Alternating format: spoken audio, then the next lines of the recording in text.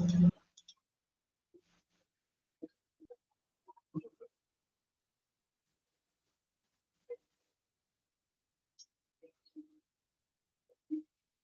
morning.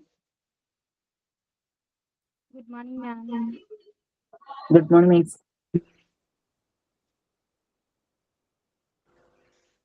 Good morning, ma'am. Okay, കഴിഞ്ഞ ക്ലാസ്സിൽ നമ്മൾ എവിടെ വരെ എടുത്ത് നിർത്തിയത്? ഡ്രൈവിംഗ് ഫാക്ടേഴ്സ് ഫോർ അക്രഡിറ്റേഷൻ ഒക്കെ പറഞ്ഞില്ലായിരുന്നോ? പറഞ്ഞല്ലേ നമ്മള് വൈ അക്രഡിറ്റേഷൻ അല്ലേ സ്റ്റാർട്ട് ചെയ്തത്? ആണോ? ഓക്കെ, അത് കംപ്ലീറ്റ് ആയിരുന്നോ? വൈ അക്രഡിറ്റേഷൻ എന്ന് പറയുന്ന ഭാഗം കംപ്ലീറ്റ് ആയിരുന്നോ?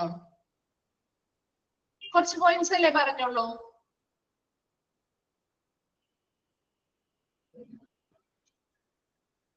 ജസ്റ്റ് 2-3 പോയിന്റ് പറഞ്ഞു അല്ലെ, ബാക്കി കംപ്ലീറ്റ് ആക്കാനുണ്ട് അല്ലെ? ഒരു പോയിന്റ് കൂടിയുണ്ട്. ഓക്കെ ഓക്കെ ശരി, നമുക്കത് കംപ്ലീറ്റ് ആക്കിയിട്ട് അടുത്ത ഭാഗത്തേക്ക് പോവാമേ.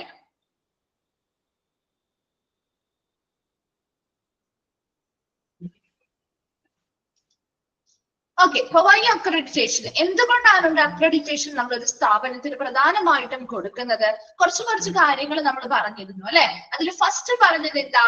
Ensuring quality index for health consumers അല്ലെ, ആരോഗ്യ ഉപഭോക്താക്കൾക്കായിട്ടൊരു ക്വാളിറ്റി ഇൻഡെക്സ് അല്ലെങ്കിൽ ഒരു ഗുണനിലവാര സൂചികയായിട്ട് നമുക്ക് ഇത് ഉപയോഗിക്കാം. ആണോ? ഒരു അക്രഡിറ്റേഷൻ എന്ന് പറയുമ്പോൾ നമുക്കറിയാം ആ ഒരു സ്ഥാപനത്തിന് നല്ല ക്വാളിറ്റിയുള്ള കെയർ ആണ് ആ സ്ഥാപനം കൊടുക്കുന്നതെന്ന് നമുക്ക് മനസ്സിലാക്കാൻ പറ്റും അല്ലെ. അതിനെ സൂചിപ്പിക്കുന്ന ആ ഒരു ക്വാളിറ്റി കെയർ ആണ് അവിടെ കൊടുക്കുന്നത് എന്നത് സൂചിപ്പിക്കുന്ന ഒരു ക്വാളിറ്റി ഇൻഡെക്സ് അല്ലെങ്കിൽ സൂചികയാണ് ശരിക്കും ഒരു അക്രഡിറ്റേഷൻ ഉറപ്പ് നൽകുന്നത് അല്ലെ. Then a rising number of hospitals in India are turning to accreditation agencies worldwide to both standardize their protocol and protect their international quality of health care delivery. ഇനി എന്താ പറഞ്ഞേ? ഇപ്പൊ നമ്മുടെ ഹോസ്പിറ്റലുകൾ, ഒത്തിരി നമ്പർ ഓഫ് ഹോസ്പിറ്റലുകൾ പുതിയതായിട്ട് നമ്മുടെ എന്താണ് നമ്മുടെ രാജ്യത്ത് വരുന്നുണ്ട് അല്ലെ. അപ്പൊ ഒത്തിരി നമ്പർ ഓഫ് ഹോസ്പിറ്റൽസ് ഉണ്ടാവുന്നുണ്ട് ഇന്ത്യയില്. അതോടൊപ്പം തന്നെ ഒത്തിരി ഹോസ്പിറ്റലുകള് അക്രഡിറ്റേഷൻ ഏജൻസികളിലേക്ക് അവർക്ക് അംഗീകാരം വേണം എന്ന രീതിയിൽ സമീപിക്കുന്നുണ്ട് അല്ലെ. അപ്പൊ ഒത്തിരി മുൻപത്തേക്കാളും ഒത്തിരി സ്ഥാപനങ്ങൾക്ക് ഇപ്പോ അംഗീകാരങ്ങള് ലഭിച്ചിട്ടുണ്ട് അല്ലെ, അക്രഡിറ്റേഷൻ ലഭിക്കുന്നുണ്ട്. ഇത് എന്തിനു വേണ്ടിയിട്ടാണ്? സ്റ്റാൻഡർഡൈസ് ദെയർ പ്രോട്ടോകോൾ, ആ ഓരോ സ്ഥാപനങ്ങളുടെയും നടപടിക്രമങ്ങള് കൃത്യമായ മാനദണ്ഡങ്ങൾക്കനുസരിച്ച് സ്റ്റാൻഡർഡൈസ് ചെയ്യാൻ വേണ്ടി അല്ലെ. And protect their international quality of health care delivery, ഒരു അന്താരാഷ്ട്ര നിലവാരത്തിലുള്ള ഒരു ഗുണനിലവാര പരിചരണം ആ ഹെൽത്ത് കെയർ ഇൻഡസ്ട്രിക്ക് ഈ സ്ഥാപനം വഴി കൊടുക്കാനും ഇത് സഹായിക്കുന്നുണ്ട്. എന്തൊക്കെ കാര്യങ്ങളാണ് നമ്മൾ ഫസ്റ്റ് പോയിന്റിൽ പറയേണ്ടത്? നിങ്ങൾ ശ്രദ്ധിക്കേണ്ട കാര്യങ്ങൾ എന്താ? ഒരു ഹെൽത്ത് കൺസ്യൂമർ അല്ലെങ്കിൽ ഒരു ആരോഗ്യ ഉപഭോക്താവിന് ഒരു സ്ഥാപനത്തിന് അക്രഡിറ്റേഷൻ കിട്ടി എന്ന് മനസ്സിലായാൽ അതിലൂടെ എന്താണ് നമുക്ക് മനസ്സിലാക്കാൻ പറ്റുന്നത്? അവിടെ നല്ല ക്വാളിറ്റിയുള്ള ഒരു കെയർ ആണ് കൊടുക്കുന്നത്, എല്ലാ സ്റ്റാൻഡേർഡ്സും പാലിച്ചുകൊണ്ടുള്ള ഒരു കെയർ ആണ് കൊടുക്കുന്നത് എന്ന് മനസ്സിലാക്കാൻ പറ്റും അല്ലെ. അതിനുള്ളൊരു ക്വാളിറ്റി ഇൻഡെക്സ് അല്ലെങ്കിൽ ഗുണനിലവാര സൂചികയായിട്ട് നമുക്ക് അക്രഡിറ്റേഷനെ കൺസിഡർ ചെയ്യാം. രണ്ടാമതായി പറയുന്നത്, നമ്മുടെ ഇന്ത്യയില് വർദ്ധിച്ചു വരുന്ന ഹോസ്പിറ്റലുകളുടെ എണ്ണം വർദ്ധിച്ചു വരുന്നുണ്ട്. അതോടൊപ്പം തന്നെ ഒട്ടുമിക്ക ഹോസ്പിറ്റലുകളും അക്രഡിറ്റേഷന് വേണ്ടി അല്ലെങ്കിൽ അംഗീകാരത്തിന് വേണ്ടി ഈ പറയുന്ന പല ഏജൻസികളെയും സമീപിക്കുന്നുണ്ട്. അതിലൂടെ അവർക്കൊരു അന്താരാഷ്ട്ര നിലവാരത്തിലുള്ളൊരു ഗുണനിലവാരത്തിലുള്ളൊരു പരിചരണം ഹെൽത്ത് കെയർ ഇൻഡസ്ട്രിക്ക് കൊടുക്കാൻ സാധിക്കണം. അതോടൊപ്പം തന്നെ ആ സ്ഥാപനത്തിലെ പ്രോട്ടോകോൾസ് കൃത്യമായിട്ടൊരു സ്റ്റാൻഡർഡൈസ് ചെയ്തൊരു നല്ല മാനദണ്ഡങ്ങളിൽ നല്ലൊരു നിലവാരത്തിലേക്ക് എത്തിക്കാനും ഈ അക്രഡിറ്റേഷൻ വഴി ഈ പറയുന്ന സ്ഥാപനങ്ങൾക്ക് സഹായകമാവുന്നത് കൊണ്ടാണ് ഓരോ സ്ഥാപനങ്ങളും ഇതിലേക്ക് ഇറങ്ങുന്നത്. അംഗീകാരം ലഭിക്കണം എന്ന രീതിയിൽ ഈ ഏജൻസികളെ സമീപിക്കുന്നതും അവിടെ ക്വാളിറ്റിയും അതുപോലെയുള്ള സ്റ്റാൻഡേർഡ്സ് കൃത്യമായിട്ട് അവര് പാലിക്കുന്നതും. അപ്പൊ അത് ആ സ്ഥാപനത്തിന് കിട്ടുന്ന ഒരു അംഗീകാരമാണ്. അതിലൂടെ അവർക്ക് കുറച്ച് ആളുകളിലേക്ക് അവരുടെ അവരുടെ പ്രവർത്തനങ്ങളെ കുറിച്ചുള്ള കാര്യങ്ങൾ ക്വാളിറ്റിയിലാണ് കൊടുക്കുന്നത്. അവരുടെ സ്റ്റാൻഡേർഡ്സ് കൃത്യമായിട്ടൊരു നല്ല ഉയർന്ന നിലവാരത്തിലാണ് എല്ലാ കാര്യങ്ങളും പോകുന്നത് എന്നൊക്കെ ആളുകളിലേക്ക് മനസ്സിലാക്കാനായിട്ടുള്ളൊരു ഉറപ്പ് വരുത്താനൊക്കെ ഒരു സാധിക്കുന്ന ഒരു പ്രൊസീജിയർ ആണ് അക്രഡിറ്റേഷൻ എന്ന് പറയുന്നത്. ഫസ്റ്റ് വൺ ക്ലിയർ ആണോ? ഫസ്റ്റ് പോയിന്റ് ഓക്കെ ആണോ? ഓക്കെ. Then second one എന്താ പറഞ്ഞേ?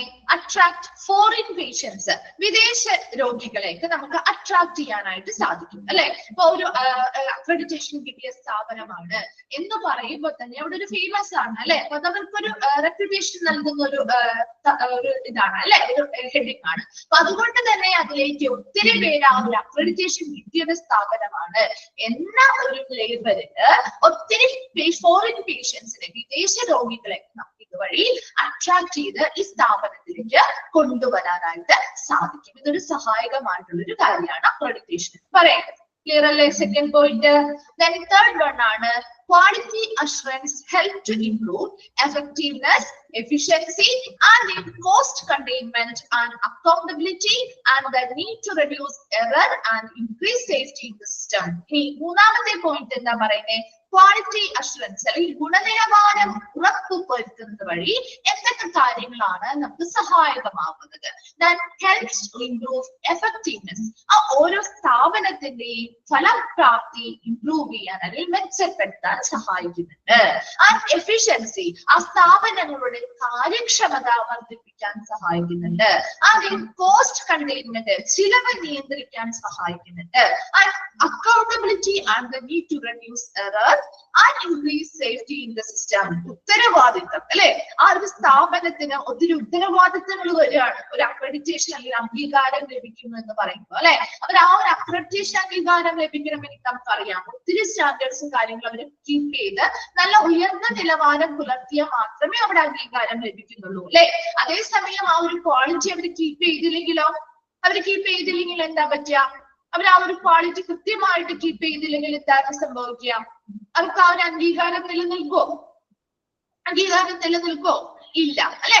അംഗീകാരം നഷ്ടപ്പെടും. അതുകൊണ്ട് തന്നെ അവർക്ക് അത് അംഗീകാരം നിലനിർത്തണം. അല്ലെങ്കിൽ അടുത്ത പ്രാവശ്യം നമ്മളിവിടെ ചെക്കിങ്ങിന് വരുന്ന സമയത്ത് ഇവർക്ക് ആ ഒരു രണ്ടാമത് ഈ ഒരു അംഗീകാരം അവിടെ കിട്ടണമെങ്കിൽ അവർ ആ പറയുന്ന ക്വാളിറ്റിയും സ്റ്റാൻഡേർഡ്സും നല്ല ഉയർന്ന നിലവാരങ്ങളും കൃത്യമായിട്ട് കീപ്പ് ചെയ്ത് പോകണം അല്ലെ, കണ്ടിന്യൂ ചെയ്തു പോകണം. അപ്പൊ അതിനു വേണ്ടി ഒത്തിരി ഉത്തരവാദിത്തങ്ങള് ആ ഒരു സ്ഥാപനത്തിന്മേൽ വരുന്നുണ്ട് അല്ലെ. അപ്പൊ ഉത്തരവാദിത്തങ്ങൾ കൃത്യമായിട്ട് പാലിക്കപ്പെടുന്നുണ്ട്.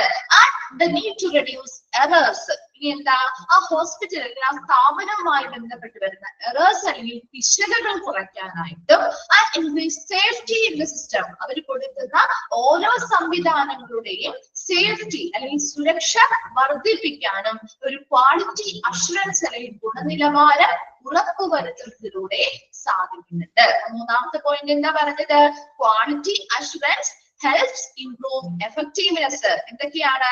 ആ സ്ഥാപനവുമായി ബന്ധപ്പെട്ട് ഏത് സ്ഥാപനത്തിലാണോ ആ ക്വാളിറ്റി ഉറപ്പുവരുത്തുന്നത് ആ സ്ഥാപനത്തിന് അവരുടെ എഫക്റ്റീവ്നെസ്, ഫലപ്രാപ്തി, കാര്യക്ഷമത, അതുപോലെ ചിലവ് നിയന്ത്രിക്കല്, ഉത്തരവാദിത്തം, അതുപോലെ അവരുടെ പിശകുകൾ കുറയ്ക്കാൻ സാധിക്കും. Increase safety in the system, സുരക്ഷയും ഉറപ്പുവരുത്താനായിട്ട് ഈ ഒരു ക്വാളിറ്റി അഷുറൻസ് വഴി സാധിക്കുന്നത് അല്ലെങ്കിൽ സഹായകമാകുന്നുണ്ട്. ക്ലിയർ ആണോ? തേർഡ് പോയിന്റ് ഓക്കെ ആണോ? ഓക്കെ.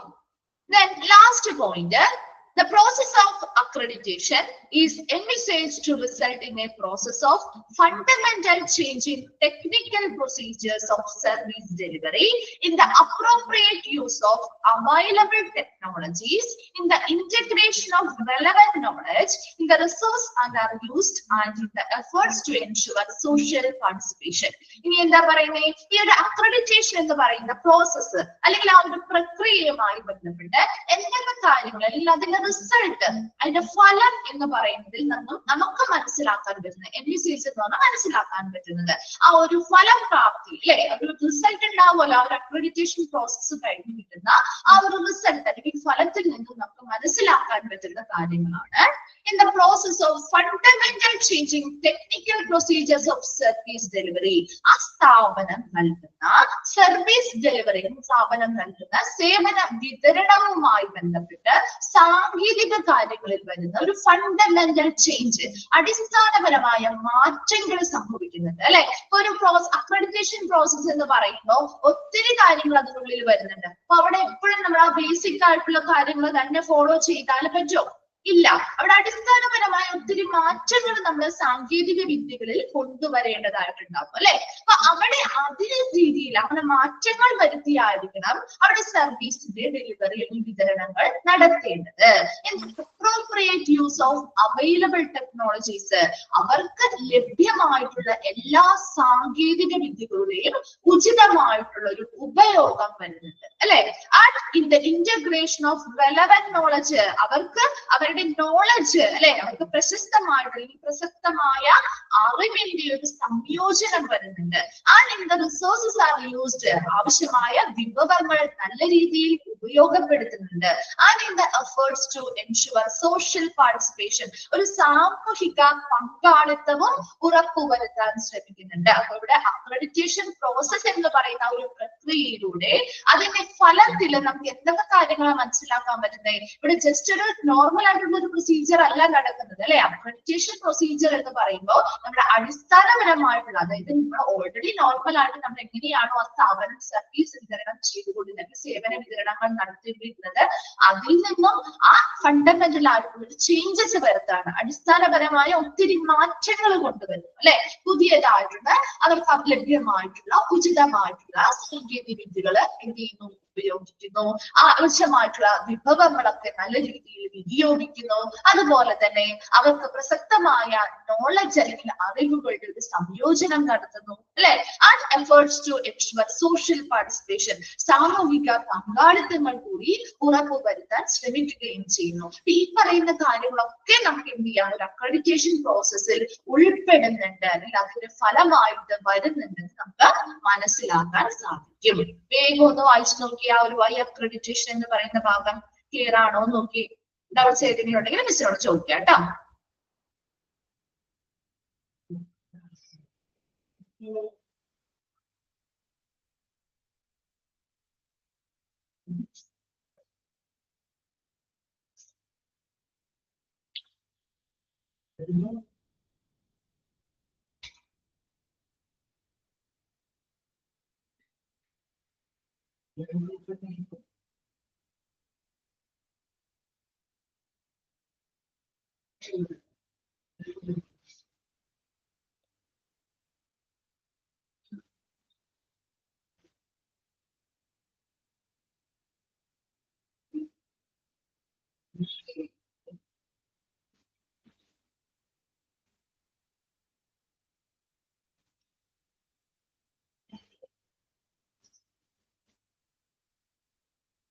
ഓക്കെ ആണെങ്കിൽ ഒന്ന് റിപ്ലൈ ചെയ്തേ. ക്ലിയർ ആണോ? എല്ലാവർക്കും ക്ലിയർ ആണോ? ഓക്കെ ഓക്കെ ഇനി അടുത്തത് നെക്സ്റ്റ് ഭാഗത്തേക്ക് പോവാണ് കേട്ടോ. Accreditation authority in India. ഇന്ത്യയിലെ അക്രഡിറ്റേഷൻ നൽകുന്ന പ്രധാന അതോറിറ്റീസ് ആണ് രണ്ടെണ്ണമാണ് നമുക്ക് പഠിക്കാനുള്ളത്. നാബ് നമുക്കറിയാവുന്നതാണ് അല്ലെ, national Accreditation Board four hospitals and health providers. നമ്മുടെ നാബ് നമുക്ക് എപ്പോഴും ഫെമിലിയർ ആയിട്ടുള്ള കാര്യമാണ്. നമുക്ക് ഈ ഒരു ചാപ്റ്ററിൽ നാബിനെ കുറിച്ച് കുറച്ച് ഡീറ്റെയിൽഡ് ആയിട്ട് തന്നെ പഠിക്കാനുണ്ട് കേട്ടോ. നെക്സ്റ്റ് വരുന്നത് QCA, quality Council of India. ഇത് നിങ്ങൾ ജസ്റ്റ് കേട്ട് കാണും അല്ലെ, ഡീറ്റെയിൽ ആയിട്ട് പഠിച്ചിട്ടില്ലെങ്കിലും ജസ്റ്റ് ഈ രണ്ട് പേരും കേട്ടതല്ലേ, ഫെമിലിയർ അല്ലേ ഫെമിലിയർ അല്ലേ ഈ രണ്ടു പേരും? അതെ അല്ലെ. നമുക്ക് രണ്ടെണ്ണവും പഠിക്കാനുണ്ട്, ഡീറ്റെയിൽ ആയിട്ട് തന്നെ പഠിക്കാനുണ്ട് കേട്ടോ. അപ്പൊ ഇതില് നാവുമായി ബന്ധപ്പെട്ട കുറച്ച് കാര്യങ്ങളാണ് നമ്മളിപ്പോ പഠിക്കുന്നത്. ഈ ഒരു ചാപ്റ്ററിന്റെ കുറച്ച് ഭാഗം കഴിഞ്ഞ് കഴിയുമ്പോൾ രമ്യ മാം സ്റ്റാർട്ട് ചെയ്തിരുന്നോ? നാബിന്റെ കാര്യങ്ങൾ രമ്യ മാം സ്റ്റാർട്ട് ചെയ്തിരുന്നോ? ചെയ്തു അല്ലെ. അപ്പൊ ഇത് ഈ ഒരു ചാപ്റ്ററിലെ ഭാഗമായിട്ട് വരുന്നതാണ് കേട്ടോ. അപ്പൊ ഇതിന്റെ ഇവിടെ നമുക്ക് കുറച്ച് കാര്യങ്ങൾ പഠിക്കാനുള്ളൂ. ബാക്കി ആ ഒരു മാമിന്റെ ഭാഗത്തായിരിക്കും കണ്ടിന്യൂ ചെയ്യുന്നത് കേട്ടോ. ജസ്റ്റ് കുറച്ച് കാര്യങ്ങൾ നമുക്ക് ആ ഒരു സ്റ്റാൻഡേർഡ് പേഷ്യന്റ് സെന്റേർഡ് സ്റ്റാൻഡേർഡുമായി ബന്ധപ്പെട്ട കാര്യങ്ങൾ, അല്ലെങ്കിൽ പ്രധാനമായിട്ടും അതിൽ എന്തൊക്കെ കാര്യങ്ങളാണ് അവിടെ ഡീൽ ചെയ്യുന്നത് എന്ന രീതിയിലുള്ള കുറച്ചൊരു ഇൻട്രൊഡക്ഷൻ പോലെയുള്ള ഭാഗമാണ് ഇവിടെ വരുന്നത് കേട്ടോ. ഭയങ്കരമായിട്ട് ഡീപ്പായിട്ടൊക്കെ വരുന്നത് മാമിന്റെ ഭാഗത്തായിരിക്കും കേട്ടോ, മാമിന്റെ ഭാഗത്തായിരിക്കും കേട്ടോ. ഓക്കെ, ഇപ്പൊ നമുക്ക് നോക്കാം. ഫസ്റ്റ് വരുന്നത് National Accreditation Board for Hospital and Health Care Providers, നാബുമായി ബന്ധപ്പെട്ട കാര്യങ്ങളാണ്. The first point നോക്കിയേ, NAV is a constant board of Quality Council of India set up to establish and operate accreditation program for health care organization. അപ്പൊ നമുക്കറിയാം NAV എന്ന് പറഞ്ഞ എന്തിനു വേണ്ടിയാണ്? നിങ്ങൾ പറഞ്ഞ NAV എന്ന് പറഞ്ഞ ആ സ്ഥാപനം എന്തിനു വേണ്ടിയാണ്? എന്തിനു വേണ്ടിയാണ് NAV എന്ന് പറയുന്ന ഒരു സ്ഥാപനം നമ്മുടെ ഇന്ത്യയിൽ വന്നിരിക്കുന്നത്? അക്രഡിറ്റേഷൻ നൽകാനായിട്ട് അല്ലെ? ആർക്ക് അക്രഡിറ്റേഷൻ നൽകാൻ വേണ്ടിയിട്ടാണ്? ആർക്കാണ് അക്രഡിറ്റേഷൻ അവർ നൽകുന്നത്? ആർക്കാണ് നൽകുന്നത്? ഹെൽത്ത് കെയർ ഓർഗനൈസേഷൻസിന് വേണ്ടി അല്ലെ? ഹെൽത്ത് കെയർ ഓർഗനൈസേഷൻസിന് അക്രഡിറ്റേഷൻ നൽകുക അല്ലെ? അംഗീകാരങ്ങൾ നൽകുക. അത് അംഗീകാരം നൽകിയാൽ മാത്രം മതിയോ?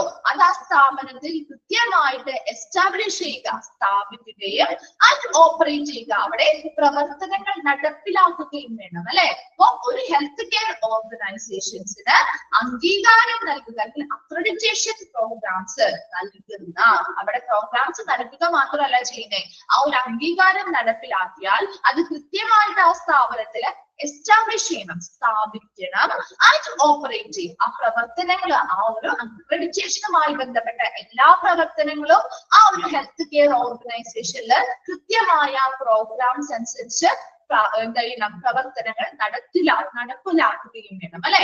അതിനു വേണ്ടി രൂപീകരിച്ചിട്ടുള്ള ഒരു ക്വാളിറ്റി കൗൺസിൽ ഓഫ് ഇന്ത്യയുടെ കീഴിലെ ഒരു കോൺസ്റ്റന്റ് ബോർഡ്, അല്ലെങ്കിൽ ഒരു ഘടക ബോർഡായിട്ട് രൂപീകരിച്ച ഒരു സ്ഥാപനമാണ് NAV എന്ന് പറയുന്നത്. NAV എന്ന് പറയുന്നത് എന്താണ് യൂസ് ചെയ്യുന്നത് നമ്മൾ പഠിക്കുന്നുണ്ട് കേട്ടോ, അതുകൊണ്ടാണ് ഇവിടെ ഡീറ്റെയിൽ ആയിട്ട് പറയാത്തത്. അപ്പൊ NAV എന്ന് പറയുന്നത് is a constant board of Quality Council of India.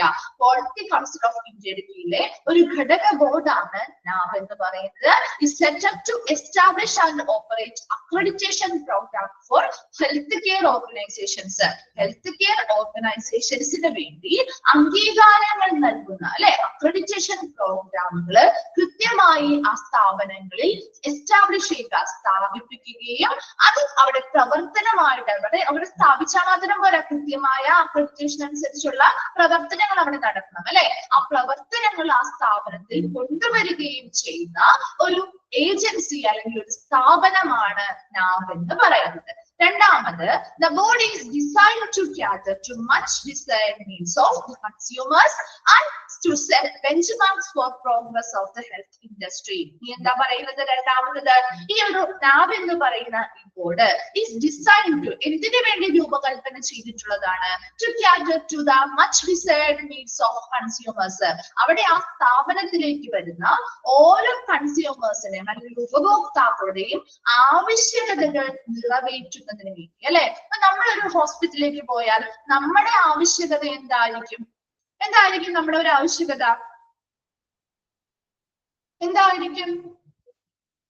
നല്ല ട്രീറ്റ്മെന്റുകൾ കിട്ടുക, നല്ല കെയർ ലഭ്യമാക്കുക, അതൊക്കെയല്ലേ നമ്മുടെ ആവശ്യം എന്ന് പറയുന്നത് അല്ലെ? അപ്പൊ അങ്ങനെ ഈ ഒരു ഹെൽത്ത് കെയർ ഓർഗനൈസേഷൻസിലേക്ക് വരുന്ന ഏതൊരു പേഷ്യൻസിന്റെ ഏതൊരു കൺസ്യൂമേഴ്സ് ഉപഭോക്താക്കളുടെയും അവരുടെ ആവശ്യമായിട്ടുള്ള അവർക്ക് ആവശ്യമായ ആവശ്യകതകൾ അവരെന്താണോ അവർ ആഗ്രഹിക്കുന്നത് അവരുടെ ആഗ്രഹങ്ങളും ആവശ്യകതകളും നിറവേറ്റി കൊടുക്കുക അല്ലെ?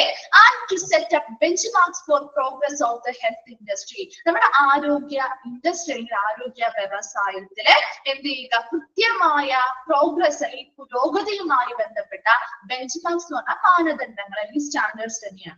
അങ്ങനെയുള്ള മാനദണ്ഡങ്ങൾ സെറ്റ് ചെയ്യുക മുതലായ കാര്യങ്ങളാണ് ശരിക്കും ഈ ഒരു ബോർഡ് ചെയ്യുന്നത്. അപ്പൊ എന്താണ്? The board is designed to cater to much desired needs of the consumers. ആ സ്ഥാപനത്തിലേക്ക് വരുന്ന ഓരോ ഉപഭോക്താക്കളുടെയും ഏറ്റവും ഇമ്പോർട്ടന്റ് ആയിട്ടുള്ള ആവശ്യകതകൾ എന്താണോ ആ ആവശ്യകതകൾ നിറവേറ്റി നൽകുക. അതായത് കൊണ്ട് ഉദ്ദേശിക്കുന്നത് ആ സ്ഥാപനത്തിൽ നമ്മൾ ഒരു അക്രഡിറ്റേഷൻ കൊടുക്കുമ്പോൾ അവിടെ സ്വാഭാവികമായിട്ടും അവരുടെ ആവശ്യകതകൾ നിറവേറ്റുന്നുണ്ടാവും അല്ലെ? അങ്ങനെ നിറവേറ്റാൻ വേണ്ടിയിട്ടുള്ള സ്റ്റാൻഡേർഡ്സ് അല്ലേ കൃത്യമായിട്ട് ഇവിടെ കൊടുക്കുന്നത് അല്ലെ? NAV അംഗീകരിച്ചിട്ടുള്ള സ്റ്റാൻഡേർഡ്സ് എന്ന് പറയുന്നത് നമ്മുടെ ഓരോരുത്തരുടെയും ആവശ്യകതകള് അവിടെ വരുന്ന കൺസ്യൂമറിന്റെ ആവശ്യകതകൾ നിറവേറ്റുന്ന രീതിയിലുള്ള സ്റ്റാൻഡേർഡ്സ് ആണ് അല്ലെ? അങ്ങനെയുള്ള ആവശ്യകതകൾ നിറവേറ്റുക, അതോടൊപ്പം തന്നെ ഹെൽത്ത് ഇൻഡസ്ട്രി അല്ലെങ്കിൽ ആരോഗ്യ വ്യവസായത്തിലെ പുരോഗതിയുമായി ബന്ധപ്പെട്ട സ്റ്റാൻഡേർഡ്സ് അല്ലെങ്കിൽ മാനദണ്ഡങ്ങൾ സെറ്റ് ചെയ്യുക മുതലായവയ്ക്കായിട്ട് രൂപപ്പെടുത്തിയ ഒരു ബോർഡാണ് NAV എന്ന് പറയുന്നത്. ഓക്കെ ആണോ? രണ്ട് പോയിന്റ്സ് വേഗം വായിച്ചു നോക്കി. ക്ലിയർ ആണോ? നോക്കി.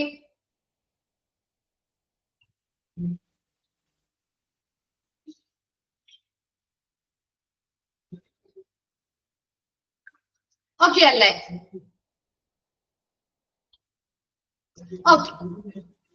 നെക്സ്റ്റ് വരുന്നത് the NAV is an institutional member of the International Society for Quality in Healthcare, ISQUA. ഒന്ന് അണ്ടർലൈൻ ചെയ്തിട്ട് അതിന്റെ എക്സ്പാൻഡ് ഫോം ചോദിക്കാം കേട്ടോ.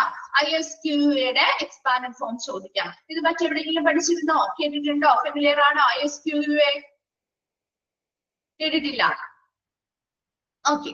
അപ്പൊ ISQA എന്നുള്ളതിന്റെ എക്സ്പാൻഡ് ഫോം ഒന്ന് നോട്ട് ചെയ്യണം കേട്ടോ. The NAV is an institutional member, ഒരു സ്ഥാപക അംഗമാണ് NAV. എന്തിന്റെയാണ്? ISQA അല്ലെങ്കിൽ International Society for Quality in health care. ഇതിലെ ഒരു സ്ഥാപക അംഗമാണ് NAV എന്ന് പറയുന്നത്. ഇനി എന്താണ് ISQA എന്നാണ് നമ്മൾ അടുത്തതായിട്ട് പറയാൻ പോകുന്നത് കേട്ടോ.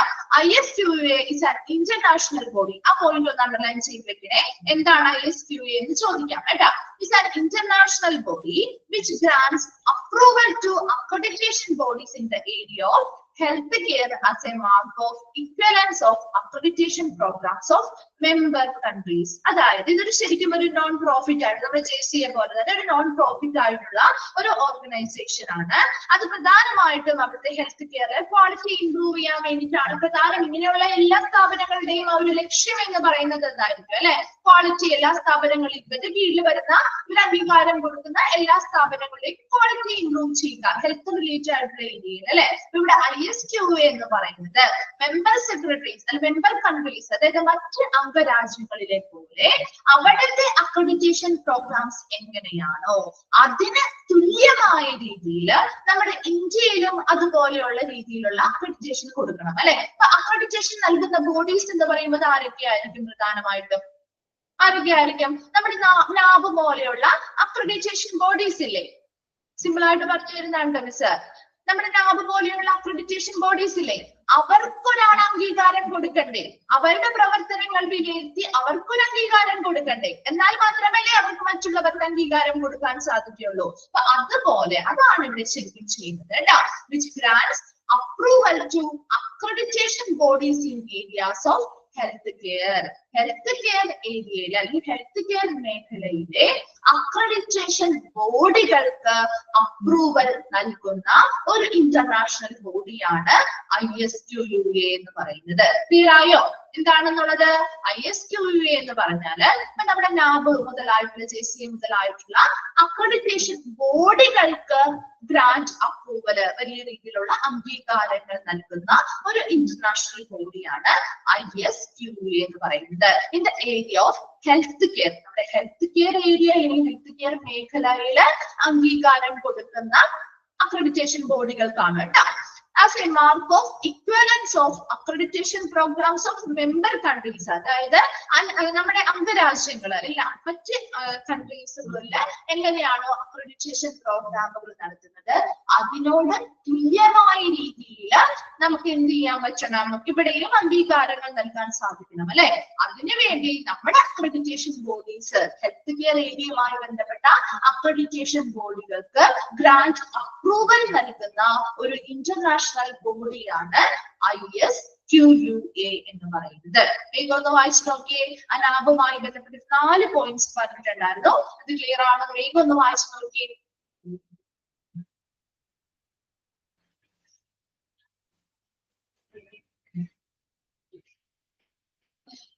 ഒന്നുകൂടെ മിസ് പറയാം, ജസ്റ്റ് ഒന്ന് ശ്രദ്ധിക്കാം കേട്ടോ. NAB എന്ന് പറഞ്ഞാൽ എന്താ നമ്മൾ പറഞ്ഞത്? ക്വാളിറ്റി കൗൺസിൽ ഓഫ് ഇന്ത്യയുടെ കീഴിൽ വരുന്ന ഒരു ഘടക ബോർഡാണ് NAB എന്ന് പറയുന്നത് അല്ലെ. NAB പ്രധാനമായിട്ടും അക്രഡിറ്റേഷൻ ഹെൽത്ത് കെയർ ഓർഗനൈസേഷൻസിന് വേണ്ടി അക്രഡിറ്റേഷൻ പ്രോഗ്രാമുകളാണ് നൽകുന്നത്. ആ പ്രോഗ്രാംസ് കൃത്യമായിട്ട് അവിടെ സ്ഥാപിക്കുന്നുണ്ട്, അവിടുത്തെ പ്രവർത്തനങ്ങള് വിലയിരുത്തുന്നുണ്ട് അല്ലെ. രണ്ടാമതായി പറഞ്ഞത് ഈ ബോർഡ് എന്ന് പറയുന്നത് ഇതിനു വേണ്ടി രൂപകൽപ്പന ചെയ്തിട്ടുള്ളതാണ്. അവിടെ വരുന്ന ഓരോ ഉപഭോക്താക്കളുടെയും ആവശ്യകതകൾ നിറവേറ്റുന്നതിനും അതുപോലെ തന്നെ ഹെൽത്ത് ഇൻഡസ്ട്രി ആരോഗ്യ വ്യവസായത്തിലെ പ്രോഗ്രസ് അല്ലെങ്കിൽ പുരോഗതിക്ക് ആവശ്യമായ സ്റ്റാൻഡേർഡ്സ് അല്ലെങ്കിൽ മാനദണ്ഡങ്ങള് സെറ്റ് ചെയ്ത് സ്ഥാപിക്കുന്നതിന് വേണ്ടിയും രൂപകൽപ്പന ചെയ്തിട്ടുള്ള ഒരു ബോർഡാണ് NAB എന്ന് പറയുന്നത്. ഇനി നാബ് എന്ന് പറയുന്നത് ISQUA അല്ലെങ്കിൽ International Society for Quality in Health കെയറിന്റെ കീഴിൽ വരുന്ന ഒരു സ്ഥാപക അംഗമാണ് നാബ് എന്ന് പറയുന്നത്. ഇനി എന്താണ് ഒരു ISQA എന്നാണ് നമ്മൾ പറഞ്ഞത് അല്ലെ. ISQA എന്ന് പറഞ്ഞ ഒരു അന്താരാഷ്ട്ര ബോഡിയാണ് അല്ലെ, ഒരു അന്താരാഷ്ട്ര സ്ഥാപനമാണ്. അത് എന്തിനു വേണ്ടിയാണ് ഈ അന്താരാഷ്ട്ര സ്ഥാപനത്തിൽ കൊള്ളുന്നത്? Approval to accreditation bodies, accreditation ബോഡികൾക്ക് അംഗീകാരം നൽകുന്ന ഒരു അന്താരാഷ്ട്ര സ്ഥാപനമാണ് എന്ത് ISQA എന്ന് പറയുന്നത്. ക്ലിയർ ആണോ? 4 പോയിന്റ്സും ഓക്കെ ആണോ? ഒന്ന് റിപ്ലൈ ചെയ്തേ. ഓക്കെ ഓക്കെ അടുത്തതായിട്ട് നമ്മള് നാബിന്റെ സ്റ്റാൻഡേർഡ്സുമായി ബന്ധപ്പെട്ട കുറച്ച് കാര്യങ്ങളാണ് പറയാൻ പോകുന്നത്. നാബ് സ്റ്റാൻഡേർഡ്സുമായി ബന്ധപ്പെട്ട് നമ്മുടെ ഒരു കണക്ക് എന്ന് പറയുമ്പോൾ ശരിക്കും 10 ചാപ്റ്റേഴ്സ് ആണ് അല്ലെ, നമ്മൾ പഠിച്ച കാര്യമാണ് അല്ലെ. 10 ചാപ്റ്റേഴ്സ് ആണുള്ളത്. അത് 100 സ്റ്റാൻഡേർഡ്സ് ഉണ്ട് അല്ലെ. എന്നാൽ ഒബ്ജക്റ്റീവ് എലമെന്റ്സിൽ വ്യത്യാസങ്ങൾ വരും കേട്ടോ. ഇവിടെ ഈ പറയുന്ന ഓരോ വേർഡ് 10 ചാപ്റ്റർ ആയിരിക്കും, അതുപോലെ തന്നെ 100 സ്റ്റാൻഡേർഡ്സ് ആണ്, 514 ഒബ്ജക്റ്റീവ് എലമെന്റ്സ് ആണെന്നാണ് ഇവിടെ കൊടുത്തിരിക്കുന്നത്. അപ്പൊ ഓരോ എഡിഷൻ കഴിയുമ്പോഴും ഓരോ പ്രാവശ്യം റിവൈസ് ചെയ്യുന്നതിനനുസരിച്ച് ഇതിന്റെ എണ്ണത്തില് വ്യത്യാസങ്ങൾ വരും കേട്ടോ. അതാ മിസ് പറഞ്ഞത്. നമ്മൾ ഇപ്പൊ 651 ആണ് നിങ്ങൾ കഴിഞ്ഞ നമ്മൾ ഡിപ്ലോമയിൽ പഠിച്ചിരിക്കുന്നത് അല്ലെ, ഒബ്ജക്റ്റീവ് എലമെന്റ്സ്. അതെ, അതേസമയം നിങ്ങൾ അടുത്തത് മാം പഠിപ്പിച്ചു കഴിയുമ്പോൾ അടുത്ത രീതിയിലുള്ള സ്റ്റാൻഡേർഡ്സ്, അതായത് ഓരോ എഡിഷൻസ് കഴിയുമ്പോൾ ഈ സ്റ്റാൻഡേർഡ്സിനുള്ളിൽ വരുന്ന ഒബ്ജക്റ്റീവ് എലമെന്റ്സിലും ഒക്കെ വ്യത്യാസങ്ങൾ വരും കേട്ടോ. അപ്പൊ ആ വ്യത്യാസങ്ങൾക്കനുസരിച്ച് ഇതിന്റെ നമ്പറുകളിൽ ചില വ്യത്യാസങ്ങളും വരും. മനസ്സിലാവുന്നുണ്ടോ? ഓരോ റിവൈസ് ചെയ്യുന്ന സമയത്ത് അതിനനുസരിച്ച് നാബിന്റെ നമ്പറുകളിലെ സ്റ്റാൻഡേർഡ്സിൽ അതുപോലെ ഒബ്ജക്റ്റീവ് എലമെന്റ്സിലേക്ക് നമ്പറുകളിൽ ചെറിയ വ്യത്യാസങ്ങൾ വരാറുണ്ട് കേട്ടോ. അപ്പൊ ഇവിടെ 514 ആണെങ്കിൽ അടുത്ത റിവൈസിങ് ചെയ്യുന്ന സമയത്ത് അടുത്തത് നമ്മൾ എപ്പോഴാണ് ഡിപ്ലോമയിൽ എത്രയാണ് പഠിച്ചത്? 651 ആയിരുന്നു പഠിച്ചത് അല്ലെ. ഇനി നിങ്ങൾ നാബില് നിങ്ങൾ മാം എടുക്കുന്ന സമയത്ത് 683 ആയിരിക്കും പഠിക്കാൻ പോകുന്നത്. അത് ഓരോ എഡിഷൻ അനുസരിച്ച് നമ്മൾ എടുക്കുന്നതിന്റെ വ്യത്യാസങ്ങളാണ് കേട്ടോ. ജസ്റ്റ് ഒന്ന് മനസ്സിലാക്കി വെച്ചാൽ മതി. കൃത്യമായ എണ്ണം, അതായത് 10 ചാപ്റ്റേഴ്സ് ഉണ്ട്, ഒരു 100 സ്റ്റാൻഡേർഡ്സ് ആണ് പ്രധാനമായിട്ടും നമ്മുടെ നാബുകളിൽ. പ്രധാനമായിട്ടും ഒരു 10 ചാപ്റ്റർ 100 സ്റ്റാൻഡേർഡ്സ് ഉണ്ടാവും. അതിൽ വരുന്ന ഒബ്ജക്റ്റീവ് എലമെന്റ്സ് വ്യത്യാസങ്ങൾ വരാറുണ്ട് എന്നൊന്ന് മനസ്സിലാക്കി വെക്കുക കേട്ടോ. അല്ലാതെ കൃത്യമായി ഇങ്ങനെ ഒരു കണക്ക് ഇന്ന എഡിഷൻ ഇത്രയാണ് എന്ന് ചോദിക്കുകയാണെങ്കിൽ നിങ്ങൾ എഴുതിയാൽ മതി കേട്ടോ. അല്ലാതെ അങ്ങനെ ചോദ്യം വരാൻ ചാൻസ് ഇല്ല. കാരണം വ്യത്യാസമാണ്. ആ ഒരു എഡിഷനിൽ എത്ര എണ്ണമാണ് എന്ന് നിങ്ങൾ എല്ലാ എഡിഷൻസിനെയും പഠിക്കേണ്ടതായിട്ട് വരും കേട്ടോ. അപ്പൊ ജസ്റ്റ് അതൊന്ന് വ്യത്യാസമായിരിക്കും എന്നൊന്ന് മനസ്സിലാക്കി വെച്ചാൽ മതി കേട്ടോ. എന്നാൽ ആ കൺഫ്യൂഷൻ ക്ലിയർ ആവുള്ളേ. ക്ലിയർ ആയോ? എന്താണ് ഉദ്ദേശിച്ചത്? മനസ്സിലായോ? Then each accreditation standard is a statement of an expectation or requirement which makes it possible to deliver quality care. ഇനി ഈ ഓരോ അക്രഡിറ്റേഷൻ സ്റ്റാൻഡേർഡ്സും ഇസ് എ സ്റ്റേറ്റ്മെന്റ് അല്ലെ. ഇതെന്താണ്? ഒരു സ്റ്റേറ്റ്മെന്റ് ആണ്, ഒരു പ്രസ്താവനയാണ്. എന്തിനു വേണ്ടിയുള്ള ഒരു പ്രസ്താവനയാ? ഇസ് ഓഫ് എൻ എക്സ്പെക്ടേഷൻ, ഒരു പ്രതീക്ഷയുടെയോ ഒരു റിക്വയർമെന്റ്സ് അല്ലെങ്കിൽ ഒരു ആവശ്യകതയുടെയോ which makes it possible to deliver quality care അല്ലെ. ഒരു നല്ല ക്വാളിറ്റി കെയർ, ഗുണനിലവാരമുള്ള ഒരു പരിചരണ വിതരണം അല്ലെ, ഡെലിവർ ചെയ്യുക, വിതരണം ചെയ്യുക, സാധ്യമായ രീതിയിൽ അത് വിതരണം ചെയ്യുന്നതിന് വേണ്ടിയുള്ള ഒരു ആവശ്യകതയുടെയോ അല്ലെങ്കിൽ ഒരു പ്രതീക്ഷയുടെയോ ഒരു സ്റ്റേറ്റ്മെന്റ് അല്ലെങ്കിൽ ഒരു പ്രസ്താവനയാണ് ശരിക്കും ഒരു അക്രഡിറ്റേഷൻ സ്റ്റാൻഡേർഡ് എന്ന് പറയുന്നത്. നമുക്കറിയാം ഓരോ സ്റ്റാൻഡേർഡും കൃത്യമായിട്ട് ആ സ്റ്റാൻഡേർഡ് അവിടെ പാലിക്കുക എന്ന് പറയുമ്പോൾ നമുക്ക് മനസ്സിലാക്കാവുന്ന കാര്യമല്ലേ. അവിടെ എക്സ്പെക്ടേഷൻ ഉണ്ട്, എങ്ങനത്തെ ഒരു ക്വാളിറ്റിയുള്ള കെയർ ആയിരിക്കും അവിടെ കൊടുക്കാൻ പോകുന്നത് എന്നൊരു എക്സ്പെക്ടേഷൻ നമുക്കില്ലേ? ഉണ്ടാവുമോ? ഒരു സ്റ്റാൻഡേർഡ് നമ്മൾ അവിടെ പാലിക്കണം എന്ന് പറയുമ്പോൾ ആ സ്റ്റാൻഡേർഡിനനുസരിച്ചുള്ള ക്വാളിറ്റി ആയിരിക്കും കൊടുക്കുന്നത് എന്നൊരു എക്സ്പെക്ടേഷൻ ഉണ്ടാവും അല്ലെ, ഒരു പ്രതീക്ഷ ഉണ്ടാവും അല്ലെ. ഓൺ റിക്വയർമെന്റ് അല്ലെങ്കിലോ ആ കൺസ്യൂമറിന്റെ ആവശ്യകതയ്ക്ക് അനുസരിച്ചുള്ള ഒരു ക്വാളിറ്റി കെയർ ആയിരിക്കും അവിടെ കൊടുക്കുന്നത് എന്നുള്ളൊരു പ്രസ്താവനയല്ലേ അതിലൂടെ നമുക്ക് മനസ്സിലാക്കാൻ പറ്റുന്നത്. അല്ലെ? രണ്ട് കാര്യങ്ങളുണ്ട്. ഒന്ന് നമുക്ക് എക്സ്പെക്ട് ചെയ്യാം, അല്ലെങ്കിൽ അവരുടെ ആവശ്യകതകൾക്ക് അനുസരിച്ചുള്ളതായിരിക്കും കൊടുക്കുന്നത് എന്ന് നമുക്ക് മനസ്സിലാക്കാൻ പറ്റും. ഒരു സ്റ്റാൻഡേർഡ് എന്ന് പറയുമ്പോൾ മനസ്സിലാവുന്നുണ്ടോ? ഒരു each accreditation standard is a statement of a expectation or requirement which makes it possible to deliver quality care. നല്ല ഗുണനിലവാരമുള്ള ഒരു പരിചരണ വിതരണം സാധ്യമായ രീതിയിൽ അവിടെ നടപ്പിലാക്കും എന്നത് അല്ലെ എന്ന രീതിയിലുള്ള ഒരു എക്സ്പെക്ടേഷൻ, ഒരു പ്രതീക്ഷ നമുക്ക് ആ ഒരു സ്റ്റാൻഡേർഡ് വഴി കിട്ടുന്നുണ്ട്. അല്ലെങ്കിൽ അവിടെ വരുന്ന ഓരോ കൺസ്യൂമേഴ്സിന്റെയും ആവശ്യകതകൾക്കനുസരിച്ചുള്ള ഒരു ക്വാളിറ്റി കെയർ അവന് വിതരണം ചെയ്യും എന്ന് നമുക്ക് ആ ഒരു അക്രഡിറ്റേഷൻ സ്റ്റാൻഡേർഡ് എന്ന് പറയുന്ന ഒരു സ്റ്റേറ്റ്മെന്റിൽ നിന്നും മനസ്സിലാക്കാൻ പറ്റും. ക്ലിയർ ആയോ പോയിന്റ്? ഓക്കെ ആണോ? രണ്ടാമതായിട്ട് objective elements is A sub component of standard എന്നാണ് കേട്ടോ. അവിടെ സ്റ്റാൻഡേർഡ് എന്നാണ്. ഒന്ന് തിരുത്തി നിങ്ങൾ സ്റ്റാൻഡേർഡ് അതിന്റെ നോട്ടിൽ അങ്ങനെയല്ലേ കിടക്കുന്നേ? നോട്ടിൽ ഇങ്ങനെയാണോ കിടക്കുന്നേ? സ്റ്റാൻഡേർഡ് ആക്കാം കേട്ടോ. Okay, objective elements. അപ്പൊ നമുക്കറിയാം ഈ സ്റ്റാൻഡേർഡിന് കീഴിൽ വരുന്നതല്ലേ ഒബ്ജക്റ്റീവ് എലമെന്റ്സ് അല്ലെ? കൃത്യമായി സ്റ്റാൻഡേർഡ്സിന് സ്കോർ ഇടണമെങ്കിൽ നമ്മൾ ഈ ഒബ്ജക്റ്റീവ് എലമെന്റ്സിനെ ബേസ് ചെയ്താണ് നമ്മൾ സ്റ്റാൻഡേർഡ്സിന് സ്കോർ ഇടുന്നത് അല്ലെ? അപ്പൊ ഇവിടെ ഒബ്ജക്റ്റീവ് എലമെന്റ്സ് എന്ന് പറയുന്നത് സബ് കമ്പോണൻസ്. എന്തിന് കീഴിൽ വരുന്നതാ? സ്റ്റാൻഡേർഡിന്റെ കീഴിൽ വരുന്ന സബ് കമ്പോണൻസ് അല്ലെ? അടിസ്ഥാനപരമായിട്ടുള്ള ഒബ്ജക്റ്റീവ് എലമെന്റ്സ് എന്തിനുള്ളില വരുന്നത്? സ്റ്റാൻഡേർഡ്സിന് കീഴിൽ വരുന്ന സബ് കമ്പോണൻസ് അല്ലെങ്കിൽ ഘടകങ്ങളാണ് ഒബ്ജക്റ്റീവ് എലമെന്റ്സ് എന്ന് പറയുന്നത്. വേഗം ഒന്ന് വായിച്ചു നോക്കി നാബ് സ്റ്റാൻഡേർഡുമായി ബന്ധപ്പെട്ട ആദ്യത്തെ ഭാഗം.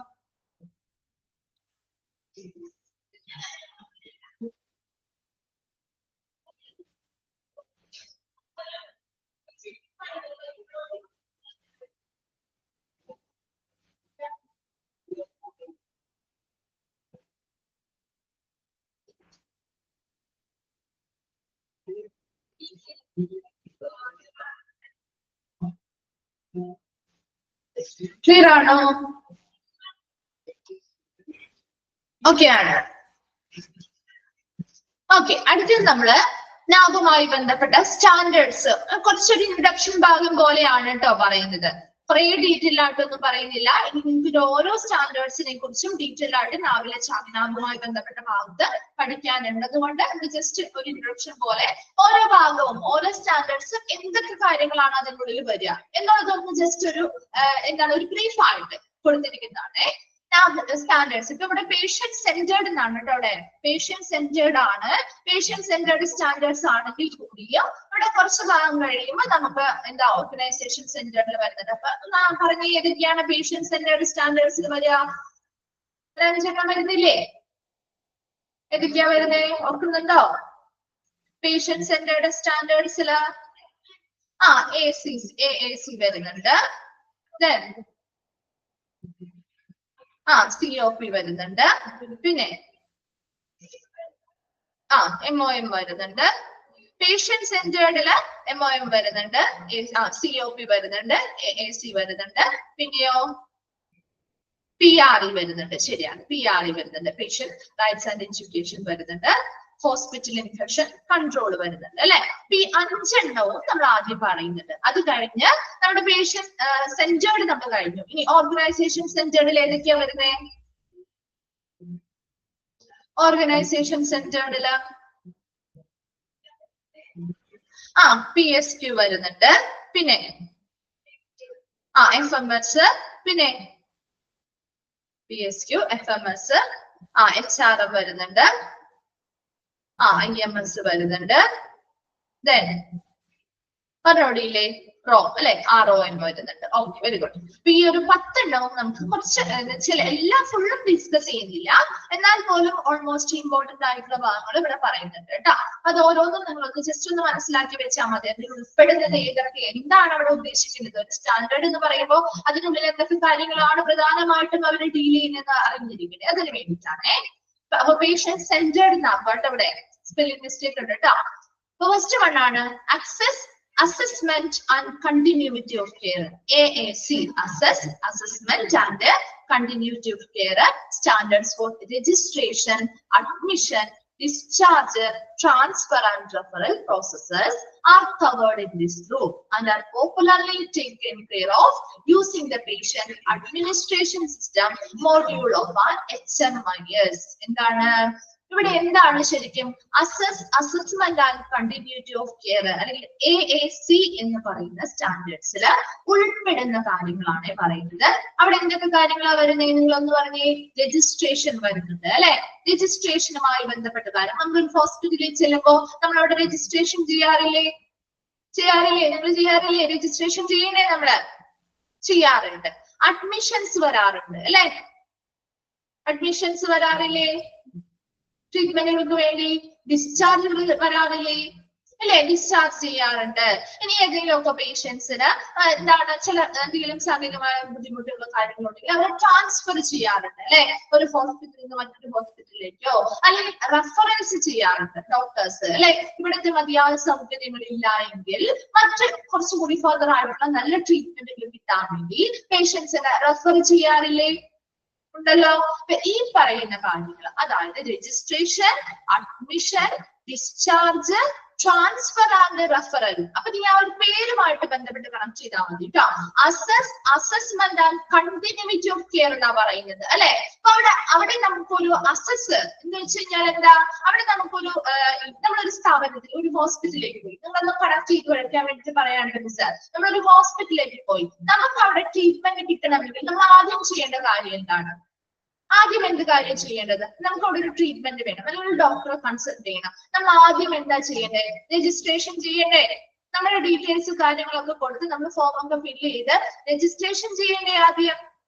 ആണോ? ഒന്ന് റിപ്ലൈ ചെയ്യുക, എന്നാലേ മനസ്സിലാവുള്ളൂ മിസ്സിന് കിട്ടുന്നുണ്ടോന്ന്. രജിസ്ട്രേഷൻ ചെയ്യണം. അപ്പൊ അവിടെ അസസ് ആയി നമ്മൾ ആ ഒരു സ്ഥാപനത്തിലെ ആ ഒരു ക്വാളിറ്റിയുള്ള കെയറിലേക്കുള്ള പ്രവേശനം നമുക്ക് കിട്ടി അല്ലെ? ഇനി അസസ്മെന്റ്, അവിടെ നമുക്ക് ആവശ്യമായ വിലയിരുത്തൽ നടത്തണമെങ്കിൽ അവിടെ എന്ത് കൊടുക്കണം? നമുക്ക് അഡ്മിഷൻസ് എടുക്കേണ്ടതായിട്ട് വരാം ഇല്ലേ? ചിലപ്പോൾ അഡ്മിഷൻസ് എടുത്ത് ഒത്തിരി ദിവസമൊക്കെ നീണ്ടു നിന്ന് ട്രീറ്റ്മെന്റ് എടുക്കേണ്ടതായിട്ട് വരാം. ഇനി നമുക്ക് അവിടെ എന്താണ് ട്രീറ്റ്മെന്റ് ഒക്കെ എടുത്ത് നമ്മുടെ അസുഖമൊക്കെ പൂർണ്ണമായി ഭേദമായാൽ നമുക്ക് അവിടുന്ന് ഡിസ്ചാർജ് വാങ്ങിപ്പോവാം അല്ലെ? ഡിസ്ചാർജ് വാങ്ങി പോവാം. ഇനി ഡിസ്ചാർജ് വാങ്ങി പോയി കഴിഞ്ഞാൽ അപ്പൊ നമുക്ക് ആ പേഷ്യൻസിന് ഓക്കെ ഡിസ്ചാർജ് വാങ്ങി അവർക്ക് കുഴപ്പമൊന്നുമില്ല. ഇനി ചില ആളുകൾക്ക് അവിടുത്തെ ട്രീറ്റ്മെന്റ് മാത്രം പോരാതെ വരും. അപ്പൊ നമ്മൾ എന്ത് ചെയ്യും? അവരൊന്നില്ലെങ്കിൽ മറ്റു ബെറ്റർ ആയിട്ട് കിട്ടുന്ന സ്ഥലങ്ങളിലേക്ക് ട്രാൻസ്ഫർ ചെയ്യും അല്ലെ? അല്ലെങ്കിലോ ഡോക്ടേഴ്സ് പലതരത്തിലുള്ള റെഫറൻസ് കൊടുക്കാറുണ്ട് അല്ലെ? ചിലപ്പോൾ ഇവിടുത്തെ ഡയഗ്നോസ്റ്റിക് ഫെസിലിറ്റി കുഴപ്പമില്ല, വേറെ എവിടെയെങ്കിലും ചെയ്യണം എന്നുണ്ടെങ്കിൽ മറ്റു ഹോസ്പിറ്റലിൽ നിന്നോ അല്ലെങ്കിൽ മറ്റു സ്ഥാപനങ്ങളിലേക്കോ അല്ലെങ്കിൽ മറ്റു ഡോക്ടേഴ്സിന്റെ അടുത്തേക്കൊക്കെ ആ പേഷ്യൻസിനെ റെഫർ ചെയ്യൂലേ? അപ്പൊ അവിടെ ഒരു കണ്ടിന്യൂറ്റി അല്ലേ കിട്ടുന്നത്? കണ്ടിന്യൂറ്റി ഓഫ് കെയർ അല്ലേ കിട്ടുന്നത്? അവരുടെ ആ ഒരു പേഷ്യന്റിന് വയ്യാതെ അവരുടെ ആ ഒരു അസുഖം മാറിയിട്ടില്ല അല്ലെ? അതിനു വേണ്ടി കൂടുതലായിട്ട് അവർക്ക് ട്രീറ്റ്മെന്റും സൗകര്യങ്ങളും കിട്ടാൻ കെയർ കിട്ടാൻ വേണ്ടിയിട്ടാണ് ഈ പറയുന്ന ട്രാൻസ്ഫർ അല്ലെങ്കിൽ റെഫറലുകൾ നടത്തുന്നത്. മനസ്സിലായോ? അപ്പൊ കുറച്ചും കൂടി നിങ്ങൾക്ക് കണക്ട് ചെയ്യാൻ പറ്റുന്നില്ലേ? അപ്പൊ അങ്ങനെ ഒന്ന് കണക്ട് ചെയ്ത് വെച്ച് പഠിച്ചാല് കുറച്ചും കൂടി ബെറ്റർ ആയിരിക്കും കേട്ടോ. എന്താണ് ക്വാളിറ്റി മാനേജ്മെന്റിൽ പഠിച്ചത്? ACC ആണെന്നോ? ഇവിടെ നിങ്ങൾ ആ ഫസ്റ്റ് പോയിന്റ് ആണ് നോക്കുന്നത് കേട്ടോ. AAC എന്ന് പറയുന്നത് അസസ്, അതിന്റെ A ഷോർട്ട് ഫോം ആക്കുകയല്ലേ നമ്മൾ ചെയ്യുന്നേ? അസസിന്റെ A, അസസ്മെന്റിന്റെ A ആൻഡ് കണ്ടിന്യൂറ്റി ഓഫ് കെയറിന്റെ C കേട്ടോ. അങ്ങനെയാണോ നിങ്ങളുടെ ഇതിൽ? അങ്ങനെയാണോ കിടക്കുന്നേ? ഏത് നാബുമായി ബന്ധപ്പെട്ട ക്വാളിറ്റി അഷുറൻസ് ആൻഡ് നാബ് ചാപ്റ്ററിലാണോ പറയുന്നത്? ക്വാളിറ്റി അഷുറൻസ് ആൻഡ് നാബ് എന്ന് പറയുന്ന ചാപ്റ്ററിലാണോ പറഞ്ഞത്?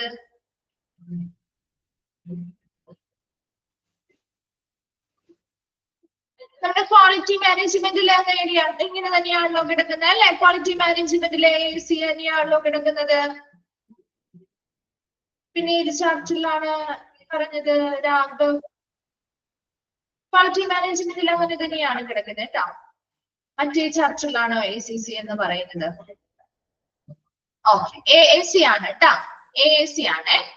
മിസ്റ്റേക്ക് വന്നതായിരിക്കും കേട്ടോ. AAC ആണ്. Assessment, assessment and continuity of care abbreviated form ആണ്. ശരിയാണ്. ഷോർട്ട് ഫോം ആക്കി നമ്മൾ എഴുതുന്നതാണ് കേട്ടോ. Okay, standard score. അപ്പൊ ഇത്രയും കാര്യങ്ങൾ മനസ്സിലായോ? അതിൽ എന്തൊക്കെ കാര്യങ്ങളാണ് ഉൾപ്പെടുന്നത്? ഈ ഒരു അസസ്മെന്റ് ആൻഡ് കണ്ടിന്യൂറ്റി കെയർ അല്ലെങ്കിൽ AIC സ്റ്റാൻഡേർഡ്സിൽ ഉൾപ്പെടുന്നതാണ്. എന്തൊക്കെ കാര്യങ്ങൾ വരുമെന്ന് പറഞ്ഞു, ഓർത്ത് വെച്ചെന്ന് പറഞ്ഞു നിങ്ങള്. എന്തൊക്കെ കാര്യങ്ങളാ വരിക? അപ്പോ മിസ് പറഞ്ഞതനുസരിച്ച് ഒന്ന് കണക്ട് ചെയ്യുകയാണെങ്കിൽ കിട്ടില്ലേ നിങ്ങൾക്ക്? ഏതൊക്കെയാണ് AIC സ്റ്റാൻഡേർഡ്സ്? രജിസ്ട്രേഷൻ വരുന്നുണ്ട്, പിന്നെ അഡ്മിഷൻ വരുന്നുണ്ട്, ഡിസ്ചാർജ് വരുന്നുണ്ട്. ഏതാണ് അടുത്തത് വരുന്നത്? കണ്ടിന്യൂറ്റി ഓഫ് കെയർ എന്ന് പറയുമ്പോൾ ട്രാൻസ്ഫർ ആൻഡ് റെഫറൻസ് വരുന്നുണ്ട് അല്ലെ. ഈ പറയുന്ന എല്ലാ പ്രോസസ്സും ഈ ഒരു ഗ്രൂപ്പിലാണ് ഉൾപ്പെടുന്നത്. ഈ ഒരു ഗ്രൂപ്പിലാണ് ഇത് കവർ ചെയ്യുന്നത്. ഈ പറയുന്ന കാര്യങ്ങളൊക്കെ കവർ ചെയ്യുന്ന ഒരു ഗ്രൂപ്പാണ് assessment and continuity of care എന്ന് പറയുന്നത്. Clear അല്ലേ? And are properly taken care of using the patient administration system, that is PAS. ഇവിടെയൊക്കെ കൂടുതലും നമ്മൾ ഷോർട്ട് ഫോംസ് ആണ് യൂസ് ചെയ്യുന്നത്. അപ്പൊ ഇവിടെ നോക്കിയേ, that are properly taken care of using the patient administration system. പേഷ്യൻസിന്റെ മാനേജ്മെന്റുമായി ബന്ധപ്പെട്ട കാര്യങ്ങൾ. ഇപ്പൊ ഇവിടെ ആകുമ്പോൾ പേഷ്യൻസിന്റെ മാനേജ്മെന്റ് എന്ന് പറയുമ്പോൾ നമുക്ക് അറിയാലോ, ഒരു രജിസ്ട്രേഷൻ ചെയ്യുന്നതുമായി ബന്ധപ്പെട്ട് അവരെ മാനേജ് ചെയ്യും അല്ലെ. അഡ്മിഷനുമായി ബന്ധപ്പെട്ട കാര്യങ്ങൾ അവർ മാനേജ് ചെയ്യണ്ടേ അല്ലേ? ഇതെല്ലാം പേഷ്യൻസിനുമായി ബന്ധപ്പെട്ട മാനേജ്മെന്റ് അല്ലേ? ആണോ? PAS അല്ലെങ്കിൽ പേഷ്യന്റ് അഡ്മിനിസ്ട്രേഷൻ സിസ്റ്റം. ഇവിടെ അഡ്മിനിസ്ട്രേഷൻ സിസ്റ്റം എന്ന് പറയുമ്പോൾ അവിടെ പ്രധാനമായിട്ടും പേഷ്യൻസിന്റെ മാനേജ്മെന്റ് ആണ് വരുന്നത്. രജിസ്ട്രേഷനുമായി ബന്ധപ്പെട്ട് പേഷ്യൻസിനെ മാനേജ് ചെയ്യുന്നു, അതുപോലെ admission, discharge, transfer and referral മുതലായിട്ടുള്ള കാര്യങ്ങളുമായി ബന്ധപ്പെട്ട് പേഷ്യൻസിനെ കൃത്യമായി മാനേജ് ചെയ്യുക. അതാണ് പേഷ്യന്റ് അഡ്മിനിസ്ട്രേഷൻ സിസ്റ്റം എന്നതുകൊണ്ട് ഉദ്ദേശിക്കുന്നത്, അല്ലെങ്കിൽ PAS എന്ന് പറയാം. ഇവിടെ ഇങ്ങനെയുള്ള രീതിയിൽ നല്ല രീതിയിൽ പേഷ്യൻസിനെ മാനേജ് ചെയ്യുക. Module of HMIS. എന്താണ് HMIS? HMIS എന്ന് പറഞ്ഞാൽ എന്താ? ഇതിന്റെ ഷോർട്ട് ഫോം ആണെന്നറിയോ? ഒന്ന് നോട്ട് ചെയ്ത് വെച്ചേ. Health management information system. Very good. Health management information system കേട്ടാ. പഠിച്ചിട്ടില്ലേ? നിങ്ങൾ അത് പഠിച്ചിട്ടുണ്ടോ? ഡിപ്ലോമയിൽ പഠിച്ചതല്ലേ? പഠിച്ചിട്ടുണ്ട്. ഓക്കെ. മോണിറ്ററിംഗ് ആൻഡ് ഇംപ്രൂവിംഗിലായിരിക്കും അല്ലെ HMIS പഠിച്ചത്? ആണോ? ആ ചാപ്റ്ററിലാണോ കൂടുതലും പഠിച്ചിരിക്കുന്നത്? ഓക്കെ, അപ്പൊ നോക്കിയേ, ഹെൽത്ത് മാനേജ്മെന്റ് ഇൻഫർമേഷൻ സിസ്റ്റം. അപ്പൊ നിങ്ങൾ എന്ന് പറഞ്ഞു, എന്താണ് ശരിക്കും ഒരു HMIS-ന്റെ പ്രധാന ഡ്യൂട്ടി? എന്തായിരിക്കും? എന്തിനു വേണ്ടിയാണ് ഒരു HMIS അല്ലെങ്കിൽ ഹെൽത്ത് മാനേജ്മെന്റ് ഇൻഫർമേഷൻ സിസ്റ്റം നമ്മൾ യൂസ് ചെയ്യുന്നത് ഒരു ഹെൽത്ത് കെയർ ഏരിയയില്? എന്താണ്? ഒന്ന് റിവൈൻഡ് ചെയ്തെടുക്കുക. നമ്മുടെ ഡിപ്ലോമയിൽ പഠിച്ച കാര്യങ്ങളൊക്കെ ഒന്ന് റിവൈൻഡ് ചെയ്തെടുക്കാനല്ലേ നമുക്ക് കുറച്ചും കൂടി ഒന്ന് കണക്ട് ചെയ്യാൻ പറ്റുള്ളൂ. എന്താണ് HMIS എന്ന് പറയുന്നത്? കൃത്യമായ പേഷ്യൻസിന്റെ റെക്കോർഡും കാര്യങ്ങളൊക്കെ കീപ്പ് ചെയ്യണം. ശരിയാണ്. അവരുമായി ബന്ധപ്പെട്ട് അവിടെ വരുന്ന ഹെൽത്ത് റിലേറ്റഡ് ആയിട്ടുള്ള അല്ലെ മാനേജ്മെന്റ് ഇൻഫർമേഷൻ സിസ്റ്റം ആണ്. അവിടെ ഹെൽത്ത് റിലേറ്റഡ് ആയിട്ടുള്ള എല്ലാ ഇൻഫർമേഷൻസിനെയും കൃത്യമായ സംവിധാനങ്ങളിലൂടെ മാനേജ് ചെയ്യുക അല്ലെ. അതാണ് ശരിക്കും HMIS എന്നതുകൊണ്ട് ഉദ്ദേശിക്കുന്നത്. അപ്പൊ ഇവിടെ HMIS-ന്റെ ഭാഗമായിട്ട് പേഷ്യന്റ് അഡ്മിനിസ്ട്രേഷൻ സിസ്റ്റം, അതായത് പേഷ്യൻസിന്റെ മാനേജ്മെന്റ് ആണ് ഇവിടെ പ്രധാനമായിട്ടും ഈ ഒരു ഗ്രൂപ്പിൽ ഉൾപ്പെടുന്നത്, അല്ലെങ്കിൽ ഈ ഒരു സ്റ്റാൻഡേർഡിൽ ഉൾപ്പെടുന്നത്. ക്ലിയർ ആണോ? വേഗം ഫസ്റ്റ് പോയിന്റ് ഒന്ന് വായിച്ചിട്ട് ഡൗട്ട് എന്തെങ്കിലും ഉണ്ടെങ്കിൽ മിസ്സിന്റെ അടുത്ത് ചോദിക്കാം കേട്ടോ.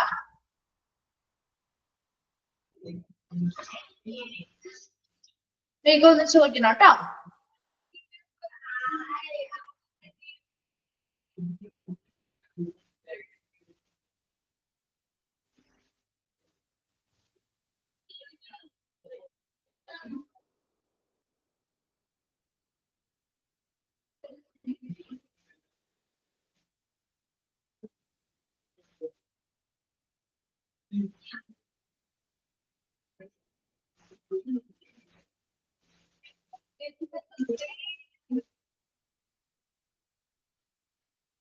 ക്ലിയർ ആണോ? ഓക്കെ ആണോ? First standard okay. അടുത്ത ഭാഗത്തേക്ക് പോട്ടെ. രണ്ടാമത്തത് patient rights and education, PRE, patient rights and education standards. ഇവിടെ നിങ്ങൾക്ക് അറിയാലോ പേഷ്യൻസിന്റെ റൈറ്റ്സ് ആൻഡ് എഡ്യൂക്കേഷൻ നിങ്ങൾ കുറച്ചൊക്കെ നമ്മളെ തന്നെ ഒന്ന് മനസ്സിലാക്കി പഠിക്കുന്നതായിരിക്കും. കുറച്ചുകൂടി PG ലെവലാണ്. ഇതിലൂടെ നമ്മൾ മനസ്സിലാക്കി പഠിച്ചാൽ മാത്രമേ ബഹാർഡ് ചെയ്യാൻ പറ്റില്ല അല്ലെ. അപ്പൊ പേഷ്യന്റ് റൈറ്റ്സ് ആൻഡ് എഡ്യൂക്കേഷൻ എന്ന് പറയുമ്പോൾ ഒത്തിരി റൈറ്റ്സ് പേഷ്യൻസിനുണ്ട് ഇല്ലേ? ഒരു ഹോസ്പിറ്റലുമായി ബന്ധപ്പെട്ട് അവർക്ക് ഒത്തിരി റൈറ്റ്സ് ഇല്ലേ? അവരുടെ അവകാശങ്ങളില്ലേ? ഒത്തിരി അവകാശങ്ങളില്ലേ പേഷ്യൻസിന്? അപ്പോ ഏറ്റവും പ്രധാനപ്പെട്ട ഒരു അവകാശം എന്ന് പറയുന്നത് എന്താണ്? അവരുടെ റൈറ്റ് എന്ന് പറയുന്നത് എന്താണ്? ഒരു ട്രീറ്റ്മെന്റുമായി ബന്ധപ്പെട്ട് അവരുടെ റൈറ്റ് എന്ന് പറയുന്നത് എന്തായിരിക്കും, അല്ലെങ്കിൽ അവരുടെ കെയറുമായി ബന്ധപ്പെട്ട് അവരുടെ റൈറ്റ് എന്തായിരിക്കും? എന്തായിരിക്കാം? ആലോചിച്ച് നോക്കിയാൽ നിങ്ങൾക്ക് മനസ്സിലാവും എന്തായിരിക്കാം. ഇപ്പൊ ഒരു പുതിയ ട്രീറ്റ്മെന്റ് അല്ലെങ്കിൽ ഒരു പുതിയ രീതിയിലുള്ള എന്തെങ്കിലും ഒരു കാര്യം അവർക്ക് ചെയ്യാൻ പോകുന്നു, ആ പേഷ്യന്റ് ചെയ്യാൻ പോകുന്നു, അത് അവരുടേതായ അതെ ആ ഒരു ഡിസീസിനെ കുറിച്ച് ട്രീറ്റ്മെന്റിനെ കുറിച്ച് ശരിയായ അവർക്ക് അറിവുണ്ടാവണം, അല്ലെങ്കിൽ അവർക്ക് പറഞ്ഞു കൊടുക്കണം. ശരിയാണ്. ഇനി ഒരു പുതിയ ട്രീറ്റ്മെന്റോ കാര്യങ്ങളോ ഒക്കെ എടുക്കുന്നുണ്ടെങ്കിൽ അത് ആരുടെ സമ്മതത്തോടു കൂടി ആയിരിക്കണം? ആരുടെ സമ്മതത്തോടു കൂടി ആയിരിക്കണം? പേഷ്യൻസിന്റെ സമ്മതത്തോടു കൂടി ആയിരിക്കണം, അല്ലെ? അങ്ങനെ ഒത്തിരി റൈറ്റ്സ് ഈ പറയുന്ന പേഷ്യന്റിന് ആ സ്ഥാപനത്തിൽ നിന്നും കിട്ടേണ്ടതായിട്ടുണ്ട്, അല്ലെ? അതാണ് പ്രധാനമായിട്ടും ഈ സ്റ്റാൻഡേർഡ്സിൽ വരുന്നത്. ക്ലിയർ ആവുന്നുണ്ടോ? ഇപ്പൊ പേഷ്യന്റ് റൈറ്റ്സ് ആൻഡ് എഡ്യൂക്കേഷനില് പേഷ്യൻസിന് അവരുടെ കുറെ റൈറ്റ്സുകളുണ്ട്, അവർ അറിയേണ്ടതായിട്ടുള്ള കുറെ കാര്യങ്ങളുണ്ട്, അല്ലെ? അപ്പൊ അങ്ങനെയുള്ള എല്ലാ കാര്യങ്ങളും ഉൾപ്പെടുത്തുന്ന ഒരു സ്റ്റാൻഡേർഡ് ഗ്രൂപ്പാണ് പേഷ്യന്റ് റൈറ്റ്സ് ആൻഡ് എഡ്യൂക്കേഷൻ എന്ന് പറയുന്ന ഭാഗം. നോക്കി, the patient rights and education standards related to concerned recording. എന്താണ് ഇവിടെ കൺസേൺ റെക്കോർഡിംഗ് എന്ന് പറയുന്നത്? കൺസേൺസ്, സമ്മതപത്രങ്ങൾ, അല്ലെ? ഇപ്പൊ നമുക്കറിയാം പേഷ്യൻസിന് ഒരു പുതിയ ട്രീറ്റ്മെന്റോ കാര്യങ്ങളോ കൊടുക്കണമെങ്കിൽ നമ്മൾ കൺസേൺ സൈൻ ചെയ്ത് കൊടുക്കണ്ടേ? കൊടുക്കണം, അല്ലെ? പുതിയൊരു മെഡിസിൻസ് സ്റ്റാർട്ട് ചെയ്യണമെങ്കിലോ എന്തിനും ആ പേഷ്യന്റിന്റെ സമ്മതം വേണം, അല്ലെ? അവരുടെ സമ്മതം രേഖപ്പെടുത്തുന്നതുമായി ബന്ധപ്പെട്ട റെക്കോർഡുകളോ അല്ലെങ്കിൽ കൃത്യമായിട്ട് റെക്കോർഡുകളൊക്കെ സൂക്ഷിക്കുക, അതാണ് ആക്ച്വലി എന്നുള്ളത് ഉദ്ദേശിക്കുന്നത് കേട്ടോ. അപ്പൊ അവരുടെ സമ്മതം രേഖപ്പെടുത്തലുമായി ബന്ധപ്പെട്ടുള്ള കൃത്യമായ റെക്കോർഡുകള് കൃത്യമായി നല്ല സുരക്ഷിതമായി സൂക്ഷിക്കുക. And are important constant of this group the application to. ഇനി ഇതാണ് പ്രധാനമായിട്ടും അവിടെ ആ പേഷ്യൻസിന്റെ സമ്മതം രേഖപ്പെടുത്തലുമായിട്ട് ബന്ധപ്പെട്ട് ഏതൊരു കാര്യത്തിനും പേഷ്യൻസുമായി ബന്ധപ്പെട്ട എന്ത് കാര്യമാണെങ്കിലും അത് അവരുടെ സമ്മതപ്രകാരമായിരിക്കണം ചെയ്യേണ്ടത്. അതിനനുസരിച്ച് കൃത്യമായ കൺസേൺ ഫോമുകളും കാര്യങ്ങളും അവരിൽ നിന്ന് ഒപ്പിട്ട് മേടിച്ച് സൂക്ഷിച്ചു വെക്കേണ്ടതായിട്ടുണ്ട്, അല്ലെ? അതുപോലെ തന്നെ ആപ്ലിക്കേഷൻ ടു, എന്തൊരു പുതിയ ആപ്ലിക്കേഷൻസ് കാര്യങ്ങൾ വന്നാലും ഇതൊരു പുതിയ പ്രൊസീജിയർ ആണ് ചെയ്യാൻ പോകുന്നത്, അതുമായി ബന്ധപ്പെട്ട ആപ്ലിക്കേഷൻസ് കാര്യങ്ങളൊക്കെ ഇവരുടെ കൃത്യമായ സമ്മതപ്രകാരം സൈൻ ചെയ്ത് വാങ്ങിയിട്ടുള്ളതാണെങ്കിൽ അതൊക്കെ ഇതിവിടെ കൃത്യമായിട്ട് രേഖപ്പെടുത്തി സൂക്ഷിച്ചു വെക്കേണ്ടതാണ്. And making them available across time and space. ഇനി നമുക്കറിയാം ഈ ഒരു പേഷ്യന്റിന് ഇപ്പോ ഒരു ഡോക്ടറെ അടുത്ത് പോയി അവർക്ക് വയ്യ, നമ്മുടെ ഹോസ്പിറ്റലിൽ സ്ഥിരം കാണിച്ചുകൊണ്ടിരിക്കുന്നതാണ്, അവർക്ക് ഒരു ഹെൽത്ത് റിലേറ്റഡ് ആയിട്ടുള്ള അവരുടെ ഹിസ്റ്ററി കിട്ടണമെങ്കിൽ ആ പേഷ്യൻസിന് അതിനൊരു അവകാശമില്ലേ? മെഡിക്കൽ ഹിസ്റ്ററി കിട്ടാനായിട്ടുള്ള ഒരു അവകാശമില്ലേ അവർക്ക്? ഉണ്ടോ?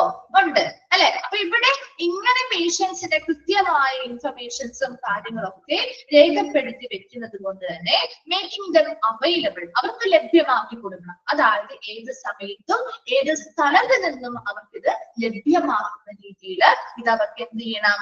ഹാൻഡ് ഓവർ ചെയ്യാനായിട്ടുള്ളൊരു സംവിധാനം കൂടി ആ ഒരു ഹോസ്പിറ്റൽ അല്ലെങ്കിൽ ആ ഒരു ഹെൽത്ത് കെയർ ഓർഗനൈസേഷനിൽ അറേഞ്ച് ചെയ്ത് കൊടുക്കേണ്ടതുണ്ട്. മനസ്സിലായോ? പേഷ്യന്റ് റൈറ്റ്സ് ആൻഡ് എഡ്യൂക്കേഷൻ എന്താ ഉദ്ദേശിക്കുന്നത്? ആ ഒരു സ്റ്റാൻഡേർഡിൽ പ്രധാനമായിട്ടും ആ പേഷ്യൻസിന്റെ റൈറ്റ്സ്, ശരിക്കും അവരുടെ അവകാശങ്ങളും അവർക്ക് കുറെ കാര്യങ്ങൾ അവർ എഡ്യൂക്കേറ്റഡ് ആവണം, അവരുടേതായ ഹെൽത്ത് റിലേറ്റഡ് ആയിട്ടുള്ള കാര്യങ്ങള്, പുതിയതായിട്ടുള്ള ട്രീറ്റ്മെന്റുകൾ എടുക്കുന്നുണ്ടെങ്കിൽ അത് എങ്ങനെയായിരിക്കണം, അതിന്റെ ബെനിഫിറ്റ്സ് ഡ്രോബാക്സ് എന്തൊക്കെയാണ് ഒക്കെ പറഞ്ഞു കൊടുത്തിട്ട് വേണം അവരുടെ ആ ഒരു ട്രീറ്റ്മെന്റ് വേണോ സ്റ്റാർട്ട് ചെയ്യണോ വേണ്ടിയോ എന്ന് തീരുമാനിക്കാൻ, അല്ലെ? അപ്പൊ അങ്ങനെയുള്ള സമ്മതം രേഖപ്പെടുത്തലുമായി ബന്ധപ്പെട്ട കാര്യങ്ങള്, ആപ്ലിക്കേഷൻസ് കാര്യങ്ങള് മുതലായതെല്ലാം കൃത്യമായിട്ട് ഇവരുടെ രേഖപ്പെടുത്തുകയും അത് റെക്കോർഡായിട്ട് സൂക്ഷിക്കുകയും വേണം. അതോടൊപ്പം തന്നെ ഈ പറയുന്ന എല്ലാ ഇൻഫർമേഷൻസും അവർക്ക് എപ്പോഴാണോ അവൈലബിൾ ആക്കി നൽകേണ്ടതെങ്കിൽ എപ്പോഴും വേണമെങ്കിലും അവർക്ക് എവിടെ നിന്നും ഏത് സമയത്തും അവർക്ക് ലഭ്യമാക്കി നൽകുകയും വേണം. വേഗം ഒന്ന് വായിച്ചു നോക്കിയേ. Patient rights and education.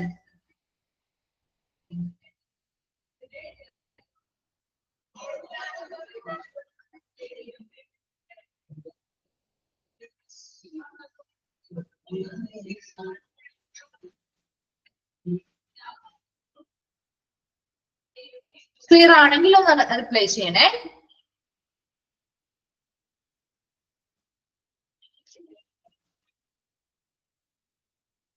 Okay ആണ്. ഓക്കെ, അപ്പൊ നമുക്ക് അടുത്ത ഭാഗത്തേക്ക് പോവാലോ. നെക്സ്റ്റ് വരുന്നത് കെയർ ഓഫ് പേഷ്യൻസ്, COP കേട്ടിട്ടുണ്ടല്ലോ. കെയർ ഓഫ് പേഷ്യൻസ് അവർക്ക് കൊടുക്കുന്ന പരിചരണവുമായി ബന്ധപ്പെട്ട കാര്യങ്ങൾ, അല്ലെ?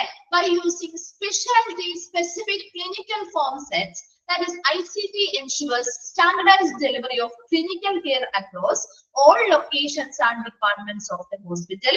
Example, workflow template. അതായത് ഇവിടെ കെയർ ഓഫ് പേഷ്യൻസിന് കൊടുക്കുന്ന പരിചരണമാണ് അല്ലെ, by using speciality specific clinical form sets. എന്താണ് ഒരു ക്ലിനിക്കൽ ഫോം സെറ്റ്സ് എന്ന് അറിയാമോ? എന്താണ് ഒരു ക്ലിനിക്കൽ ഫോം സെറ്റ്സ് എന്ന് അറിയാമോ? അതായത് ഇത് ശരിക്കും ഒരു ഫോർമാറ്റിൽ തന്നെയാണ് കേട്ടോ. ഇതിലൊരു കളക്ഷൻ ഓഫ് ക്വസ്റ്റ്യൻസ് ആയിരിക്കും. ഈ ഒരു ക്ലിനിക്കൽ ഫോം സെറ്റ് എന്ന് പറഞ്ഞാൽ ഒരു കളക്ഷൻ ഓഫ് ക്വസ്റ്റ്യൻസ് ആയിരിക്കും. അതെന്തിനാണ്? യൂസ് ടു ക്യാപ്ചർ പേഷ്യൻസിന്റെ ഇൻഫർമേഷൻസ്. അതായത് ഒരു മെഡിക്കൽ കൺസൾട്ടേഷന് മുൻപോ അതിന് മെഡിക്കൽ കൺസൾട്ടേഷൻ നടക്കുന്ന സമയത്തും പേഷ്യൻസിന്റെ ഇൻഫർമേഷൻ ക്യാപ്ചർ ചെയ്യാൻ വേണ്ടിയിട്ടുള്ള ഒരു കളക്ഷൻ ഓഫ് ക്വസ്റ്റ്യൻസ് ആയിരിക്കും ഈ ഒരു ക്ലിനിക്കൽ ഫോം സെറ്റിൽ ഉണ്ടായിരിക്കാം. എന്തിനാണ് അങ്ങനെ ഒരു ക്വസ്റ്റ്യൻസ് വെച്ച് ആ പേഷ്യൻസിന്റെ ഇൻഫർമേഷൻ കളക്ട് ചെയ്യുന്നത്? എന്തിനാണ് അങ്ങനെ കളക്ട് ചെയ്യുന്നത്? എന്തിനായിരിക്കും കളക്ട് ചെയ്യുക? നിങ്ങളൊന്ന് ആലോചിച്ച് നോക്കിയേ. എന്താണ് ഒരു റിപ്ലൈ ചെയ്യാത്തത്? ഒരു ക്ലിനിക്കൽ ഫോം ടെസ്റ്റ് സെറ്റ് എന്ന് പറഞ്ഞാൽ എന്താന്ന് മനസ്സിലായോ? എന്താന്ന് മനസ്സിലായോ? ഇവിടെ ഒരു ഫോം തന്നെയാണ്. ശരിക്കും സാധാരണ നമ്മളൊരു എഴുതുന്ന നമ്മൾ അപ്ലിക്കേഷൻ ഫോമുകൾ അല്ലെങ്കിൽ ഫില്ല് ചെയ്ത് കൊടുക്കാനുള്ള ഫോം അല്ലേ, അതുപോലെ ഒരു ഫോമിന്റെ ഫോമാറ്റിൽ തന്നെയാണ്. എന്നാൽ അവിടെ ആ പേഷ്യൻസുമായി ബന്ധപ്പെട്ട ഒരു കളക്ഷൻ ഓഫ് ക്വസ്റ്റ്യൻസ് ഉണ്ടാവും. ആ ക്വസ്റ്റ്യൻസിന് ആ പേഷ്യൻസിന് ഒരു കൺസൾട്ടേഷൻ ഡോക്ടറെ അടുത്ത് പോയി കൺസൾട്ടേഷൻ നടത്തില്ലേ, അതിന് മുൻപും ആ കൺസൾട്ടേഷൻ ചെയ്യുന്ന സമയത്തും ഈ പേഷ്യൻസിന്റെ ക്വസ്റ്റ്യൻസിനുള്ള ആൻസേഴ്സ് കൃത്യമായിട്ട് ആ ഒരു ഫോമില് രേഖപ്പെടുത്തി വെക്കും. എന്തിനു വേണ്ടിയാണ് അങ്ങനെ കളക്ട് ചെയ്ത് ഇൻഫർമേഷൻസ് ആ പേഷ്യൻസിൽ നിന്നും കളക്ട് ചെയ്ത് വെക്കുന്നത്? എന്തിനു വേണ്ടിയാണ്? എന്താണ് ഒരു റിപ്ലൈ ചെയ്യാത്തത്? മനസ്സിലായില്ലേ? അതെ, പേഷ്യൻസിന്റെ കൃത്യമായ എല്ലാ വിവരങ്ങളും കൊടുക്കുമ്പോ അവർക്ക് മുൻപ് എന്തെങ്കിലും രോഗങ്ങൾ ഉണ്ടായിരുന്നുണ്ടോ, ഇപ്പൊ അവർക്ക് എന്താണ് ബുദ്ധിമുട്ടുള്ളത്, അവർ മറ്റെന്തെങ്കിലും ട്രീറ്റ്മെന്റുകൾ ഇപ്പൊ നിലവിലെടുത്തുകൊണ്ടിരിക്കുന്നുണ്ടോ, മെഡിസിൻസ് കഴിക്കുന്നുണ്ടോ, ഒരു മുഴുവനായിട്ടുള്ളൊരു ഹിസ്റ്ററി നമുക്ക് കളക്ട് ചെയ്യാൻ പറ്റും അല്ലെ. ഒത്തിരി ഇൻഫർമേഷൻസ് കിട്ടാല്ലേ, അപ്പൊ അതിനനുസരിച്ച് അവർക്ക് നല്ലൊരു പരിചരണം കൊടുക്കാൻ പറ്റില്ലേ? പറ്റുമോ? എന്താണ് ഒരു റിപ്ലൈ ചെയ്യാതിരിക്കുന്നത്? മനസ്സിലാവുന്നില്ലേ മിസ് പറയുന്നേ? കെയർ ഓഫ് പേഷ്യൻസ് അല്ലെങ്കിൽ COP ആ പേരിൽ തന്നെ അതെ മെഡിസിൻ അവരുടെ പേഷ്യൻസിന്റെ മെഡിക്കൽ ഹിസ്റ്ററി മുതലായ കാര്യങ്ങളൊക്കെ കൃത്യമായിട്ട് മനസ്സിലാക്കാനായിട്ടാണ് ഈ ക്ലിനിക്കൽ ഫോം സെറ്റുകൾ ചെയ്ത് വെച്ചിരിക്കുന്നത്. അപ്പൊ അങ്ങനെ സെറ്റ് ചെയ്യുമ്പോൾ നമുക്കറിയാം ഒരു കൺസൾട്ടേഷന് മുൻപ് അവർക്ക് ഈ പറയുന്ന ഫോമുമായി ബന്ധപ്പെട്ട കുറച്ച് ക്വസ്റ്റ്യൻസ് കാര്യങ്ങൾ ആ ഒരു ഫോമിൽ നിറയെ ക്വസ്റ്റ്യൻസും അവരുടെ ഡീറ്റെയിൽസ് കാര്യങ്ങൾ ഉണ്ടാവും. അത് കൂടാതെ അവരുടേതായ ഒത്തിരി ക്വസ്റ്റ്യൻസ് കാര്യങ്ങൾ ആ പേഷ്യന്റുമായി റിലേറ്റ് ചെയ്ത് വരുന്ന ഒത്തിരി കാര്യങ്ങൾ അപ്പൊ അവര് ചോദിക്കും നിങ്ങൾക്ക് മുൻപ് എന്തെങ്കിലും രോഗങ്ങൾ ഉണ്ടായിരുന്നുണ്ടോ, നിലവിൽ ഇപ്പൊ എന്തെങ്കിലും മരുന്നുകൾ കഴിക്കുന്നുണ്ടോ, ചോദിക്കാറില്ലേ നമ്മുടെ കൺസൾട്ടേഷൻ ഡോക്ടറെ അടുത്ത് ചെല്ലുമ്പോ? ചോദിക്കാറില്ലേ അവര് ഇപ്പൊ നിലവിൽ എന്തെങ്കിലും മരുന്നുകൾ കഴിക്കുന്നുണ്ടോ, മുൻപ് മറ്റെന്തെങ്കിലും റിലേറ്റഡ് ആയിട്ടുള്ള രോഗങ്ങൾ ഉണ്ടായിട്ടുണ്ടോ, അങ്ങനെ ചോദിക്കാറില്ലേ? ഇപ്പൊ നിലവിൽ നിങ്ങൾ മരുന്നുകൾ കഴിച്ചുകൊണ്ടിരിക്കുന്നത് എത്ര അളവിലാണ് ഡോസ് ആണ് കഴിച്ചുകൊണ്ടിരിക്കുന്നതെങ്കിൽ ഏത് മരുന്നാണ് കഴിക്കുന്നത് അല്ലെ, അതെ അലർജീസ് ഉണ്ടോ, ഇതൊക്കെ ചോദിക്കാറുണ്ട് അല്ലെ. അപ്പൊ അങ്ങനെ ഒത്തിരി കളക്ഷൻ ഓഫ് ക്വസ്റ്റ്യൻസ് ഈ പറയുന്ന ക്ലിനിക്കൽ ഫോം സെറ്റുകളിൽ ഉൾപ്പെടുത്തി ആ ക്വസ്റ്റ്യൻസിന്റെ ആൻസർ എന്ന് പറയുന്നത് നമുക്ക് ഇൻഫർമേഷൻ ആണ് അല്ലെ, പേഷ്യൻസിനെ കുറിച്ചുള്ള ഇൻഫർമേഷൻ ആണ് ശരിക്കും ആ ആൻസേഴ്സ് ആയിട്ട് നമുക്ക് കിട്ടുന്നത്. ഈ പറയുന്ന ഇൻഫർമേഷൻസ് ഒരു മെഡിക്കൽ കൺസൾട്ടേഷൻ മുൻപും ആ മെഡിക്കൽ കൺസൾട്ടേഷൻ ചെയ്യുന്ന സമയത്തുമാണ് ഈ ഇൻഫർമേഷൻസ് നമുക്ക് ഈ ഒരു ഫോമുകളിലൂടെ കളക്ട് ചെയ്യുന്നത്. ഇങ്ങനെയുള്ള ഫോമുകളിലൂടെ കളക്ട് ചെയ്യുന്നത് കൊണ്ട് തന്നെ ICT ensures standardized delivery of clinical care across all locations and departments of the hospital. ഒരു ഹോസ്പിറ്റലിലെ എല്ലാ ഡിപ്പാർട്ട്മെന്റുകളിലേക്കും നമുക്ക് ഈ ഒരു ഇൻഫർമേഷൻ കൊടുക്കാൻ പറ്റില്ലേ? എന്തിനു വേണ്ടി? ആ പേഷ്യൻസിന് നല്ല പരിചരണം കൊടുക്കണമെങ്കിൽ നമുക്ക് ഒറ്റ ഡിപ്പാർട്ട്മെന്റിനെ മാത്രം ആശ്രയിച്ചാൽ പറ്റില്ല അല്ലെ, എല്ലാ ഡിപ്പാർട്ട്മെന്റിനെയും ഒരുമിച്ച് കൊണ്ടുവരണം. അപ്പൊ അതിനനുസരിച്ച് ഈ പറയുന്ന എല്ലാ ഇൻഫർമേഷൻസും പേഷ്യൻസിൽ നിന്ന് കളക്ട് ചെയ്യുന്നത് കൊണ്ട് അത് നമുക്ക് ICTs മുതലായ ഫെസിലിറ്റീസ് ഉപയോഗിച്ച് ഇന്നോവേറ്റീവ് ആയിട്ടുള്ള ക്ലിനിക്കൽ ട്രയൽ മുതലായ റിസർച്ചസ് ഉപയോഗിച്ചുകൊണ്ട് നമുക്ക് എന്ത് ചെയ്യാം, ഓരോ ഡിപ്പാർട്ട്മെന്റുകളിലേക്കും എത്തിക്കാം അല്ലെ, ഇൻഫർമേഷൻസ് എത്തിക്കാം. അപ്പൊ അതിനനുസരിച്ച് അവർക്ക് കൃത്യമായ രീതിയിലുള്ള പരിചരണം അവിടെ നിന്ന് കൊടുക്കാൻ പറ്റില്ലേ? കെയർ കൊടുക്കാൻ പറ്റില്ലേ? അതുപോലെ തന്നെ standardised delivery of clinical areas across all location. ഏതൊരു ഇടത്തിൽ നിന്നും ഏതൊരു ലൊക്കേഷനിൽ നിന്നുകൊണ്ടും അവർക്ക് നല്ല രീതിയിലുള്ള ക്ലിനിക്കൽ പരിചരണങ്ങള് നല്ല സ്റ്റാൻഡേർഡൈസ്ഡ് ആയിട്ടുള്ള രീതിയിൽ നല്ല കൃത്യമായ മാനദണ്ഡങ്ങളിലും നിലവാരത്തിലും വിതരണം ചെയ്യുക എന്നുള്ളത് ഉറപ്പുവരുത്താൻ പറ്റും അല്ലെ? അപ്പൊ നമുക്കിപ്പോ ഒരു പേഷ്യന്റിന് ഇവിടെ ട്രീറ്റ്മെന്റില്ല, അപ്പൊ അവരൊരു വിദേശത്തേക്ക് പോയേക്കാണ്, അപ്പൊ അവർക്ക് അവിടെയാണ് നമുക്ക് ബാക്കി ട്രീറ്റ്മെന്റുകൾ വേണ്ടതെങ്കിൽ ഈ ഇൻഫർമേഷൻസ് നമുക്ക് അയച്ചു കൊടുത്തൂടെ? ഇൻഫർമേഷൻസ് അവർക്ക് അയച്ചു കൊടുക്കാൻ പറ്റില്ലേ? പേഴ്സണൽ ആയിട്ട് അവരുടെ ആവശ്യപ്രകാരം ഇൻഫർമേഷൻസ് അയച്ചു കൊടുത്താൽ ഏത് ലൊക്കേഷനിൽ ഇരുന്ന് വേണമെങ്കിലും അവർക്ക് ഈ പറയുന്ന ക്ലിനിക്കൽ കെയർ കിട്ടാനായിട്ട് സാധ്യതയില്ലേ? അല്ലെ? അവർക്ക് ആവശ്യമായ നല്ല പരിചരണം കിട്ടില്ലേ? അവരുടെ എല്ലാ ഹിസ്റ്ററിയും കാര്യങ്ങളും ഉള്ളത് കൊണ്ട് അതാണ് കെയർ ഓഫ് പേഷ്യൻസിൽ പ്രധാനമായിട്ടും വരുന്നത്. വേഗം ഒന്ന് വായിച്ചോക്കിയത് എക്സാമ്പിൾ പറഞ്ഞിരിക്കുന്നത് വർക്ക് ഫ്ലോ ടെംപ്ലേറ്റ്. അതായത് ഇവിടെ എക്സാമ്പിൾ പറഞ്ഞിരിക്കുന്നത് വർക്ക് ഫ്ലോ ടെംപ്ലേറ്റ് എന്ന് പറഞ്ഞാല് ഇപ്പൊ ഓരോ ഡിപ്പാർട്ട്മെന്റിനും ഇന്ന വർക്കുകൾ, അതായത് ഇപ്പൊ ഒരു പേഷ്യന്റ് വന്നു, ഒരു ഫ്രണ്ട് ഓഫീസ് ആണെങ്കിൽ ഒരു പേഷ്യന്റ് വന്നു, അവർ ആദ്യം രജിസ്റ്റർ ചെയ്യണം, അത് കഴിഞ്ഞ് അവർ ഇന്ന ഭാഗത്തേക്ക് വിടണം എന്ന രീതിയിൽ ഓരോ ഡിപ്പാർട്ട്മെന്റിനും അല്ലെങ്കിൽ ഹോസ്പിറ്റലിൽ തന്നെ അവിടുത്തെ പ്രവർത്തനവുമായി ബന്ധപ്പെട്ട് ഒരു വർക്ക് ഫ്ലോ ഉണ്ടാവും. നമ്മൾ CSST അങ്ങനെയുള്ളതൊക്കെ പഠിച്ചപ്പോ ഒരു വർക്ക് ഫ്ലോ പഠിച്ചില്ലേ? അവിടുത്തെ പ്രവർത്തനങ്ങളുമായി ബന്ധപ്പെട്ട ഒരു ഫ്ലോ ചാർട്ട് പഠിച്ചില്ലേ? പഠിച്ചിരുന്നോ? എന്താണ് പ്രിപ്പയർ ചെയ്യാതെ വർക്ക് ഫ്ലോ പഠിച്ചിരുന്നോ? കളക്ട് ചെയ്യുന്നു, അത് ചെയ്യുന്നു, വാഷ് ചെയ്യുന്നു, അത് കഴിഞ്ഞ് അത് പ്രോസസ്സിംഗ് കാര്യങ്ങളൊക്കെ പഠിച്ചില്ലേ? അതുപോലെ ഓരോ ഡിപ്പാർട്ട്മെന്റിലും ഇതുപോലെ വർക്ക് ഫ്ലോസ് ഉണ്ട്, അല്ലെങ്കിൽ വർക്ക് ഫ്ലോ ടെംപ്ലേറ്റുകൾ തയ്യാറാക്കാറുണ്ട്. അത് ഓരോ സ്ഥാപനത്തിലെയും അവിടുത്തെ ഡിപ്പാർട്ട്മെന്റുകൾ കൃത്യമായിട്ട് അവിടുത്തെ പ്രവർത്തനങ്ങൾ ഫോളോ ചെയ്ത് കൊണ്ടുപോകാൻ വേണ്ടിയിട്ടുള്ള വർക്ക് ഫ്ലോ അല്ലെങ്കിൽ വർക്ക് ഫ്ലോവുമായി ബന്ധപ്പെട്ട ഫ്ലോ ചാർട്ടുകളാണ്. അങ്ങനെയുള്ള ഫ്ലോ ചാർട്ടുകൾ എങ്ങനെയാണോ നമ്മൾ ഓരോ ഡിപ്പാർട്ട്മെന്റിലേക്കും വിടുന്നത്, അതേ രീതിയിൽ നമുക്കിവിടെ ഇത് എന്താണ് ഇലക്ട്രോണിക്കൽ ഫോമിലാണ് കേട്ടോ, അല്ലാതെ നമ്മള് മറ്റേ ഓരോ ഡിപ്പാർട്ട്മെന്റിലേക്കും ആ രീതിയിൽ, എന്നാൽ മാത്രമേ നമുക്ക് ഏറ്റവും എളുപ്പത്തിൽ മറ്റുള്ളവർക്ക് ഷെയർ ചെയ്ത് കൊടുക്കാൻ പറ്റുള്ളൂ. അപ്പൊ അതിന്റെ രീതിയിൽ ICT രീതിയിലായിട്ട് അതെന്ത് ചെയ്യുന്നു, സേവ് ചെയ്ത് വെക്കുകയും അത് കൃത്യമായി ഓരോ ഡിപ്പാർട്ട്മെന്റിലേക്ക് ആണെങ്കിൽ അങ്ങനെ, അല്ലെങ്കിൽ ഓരോ പേഷ്യൻസിനും പേഴ്സണൽ ആയിട്ട് ആവശ്യമായവരാണെങ്കിൽ അവർക്കും അതേ രീതിയിൽ നമുക്ക് ചെയ്തു കൊടുക്കാനായിട്ട് സാധിക്കും. ക്ലിയർ ആയോ? ആ ഒരു മൂന്നാമത്തെ point care of patients okay ആണോ? ഓക്കെ, മൂന്നെണ്ണം നമ്മൾ പറഞ്ഞിട്ടുള്ളൂ, ബാക്കി കുറച്ച് ഭാഗം കൂടി ഉണ്ട്. അപ്പൊ അതോട് കഴിഞ്ഞ് കഴിഞ്ഞാൽ അടുത്ത നമുക്ക് QCA തുടങ്ങാം കേട്ടോ. അടുത്ത ക്ലാസ്സിൽ വരുമ്പോ ഇതൊന്ന് വായിച്ചിട്ട് വരണം കേട്ടോ. Thank you.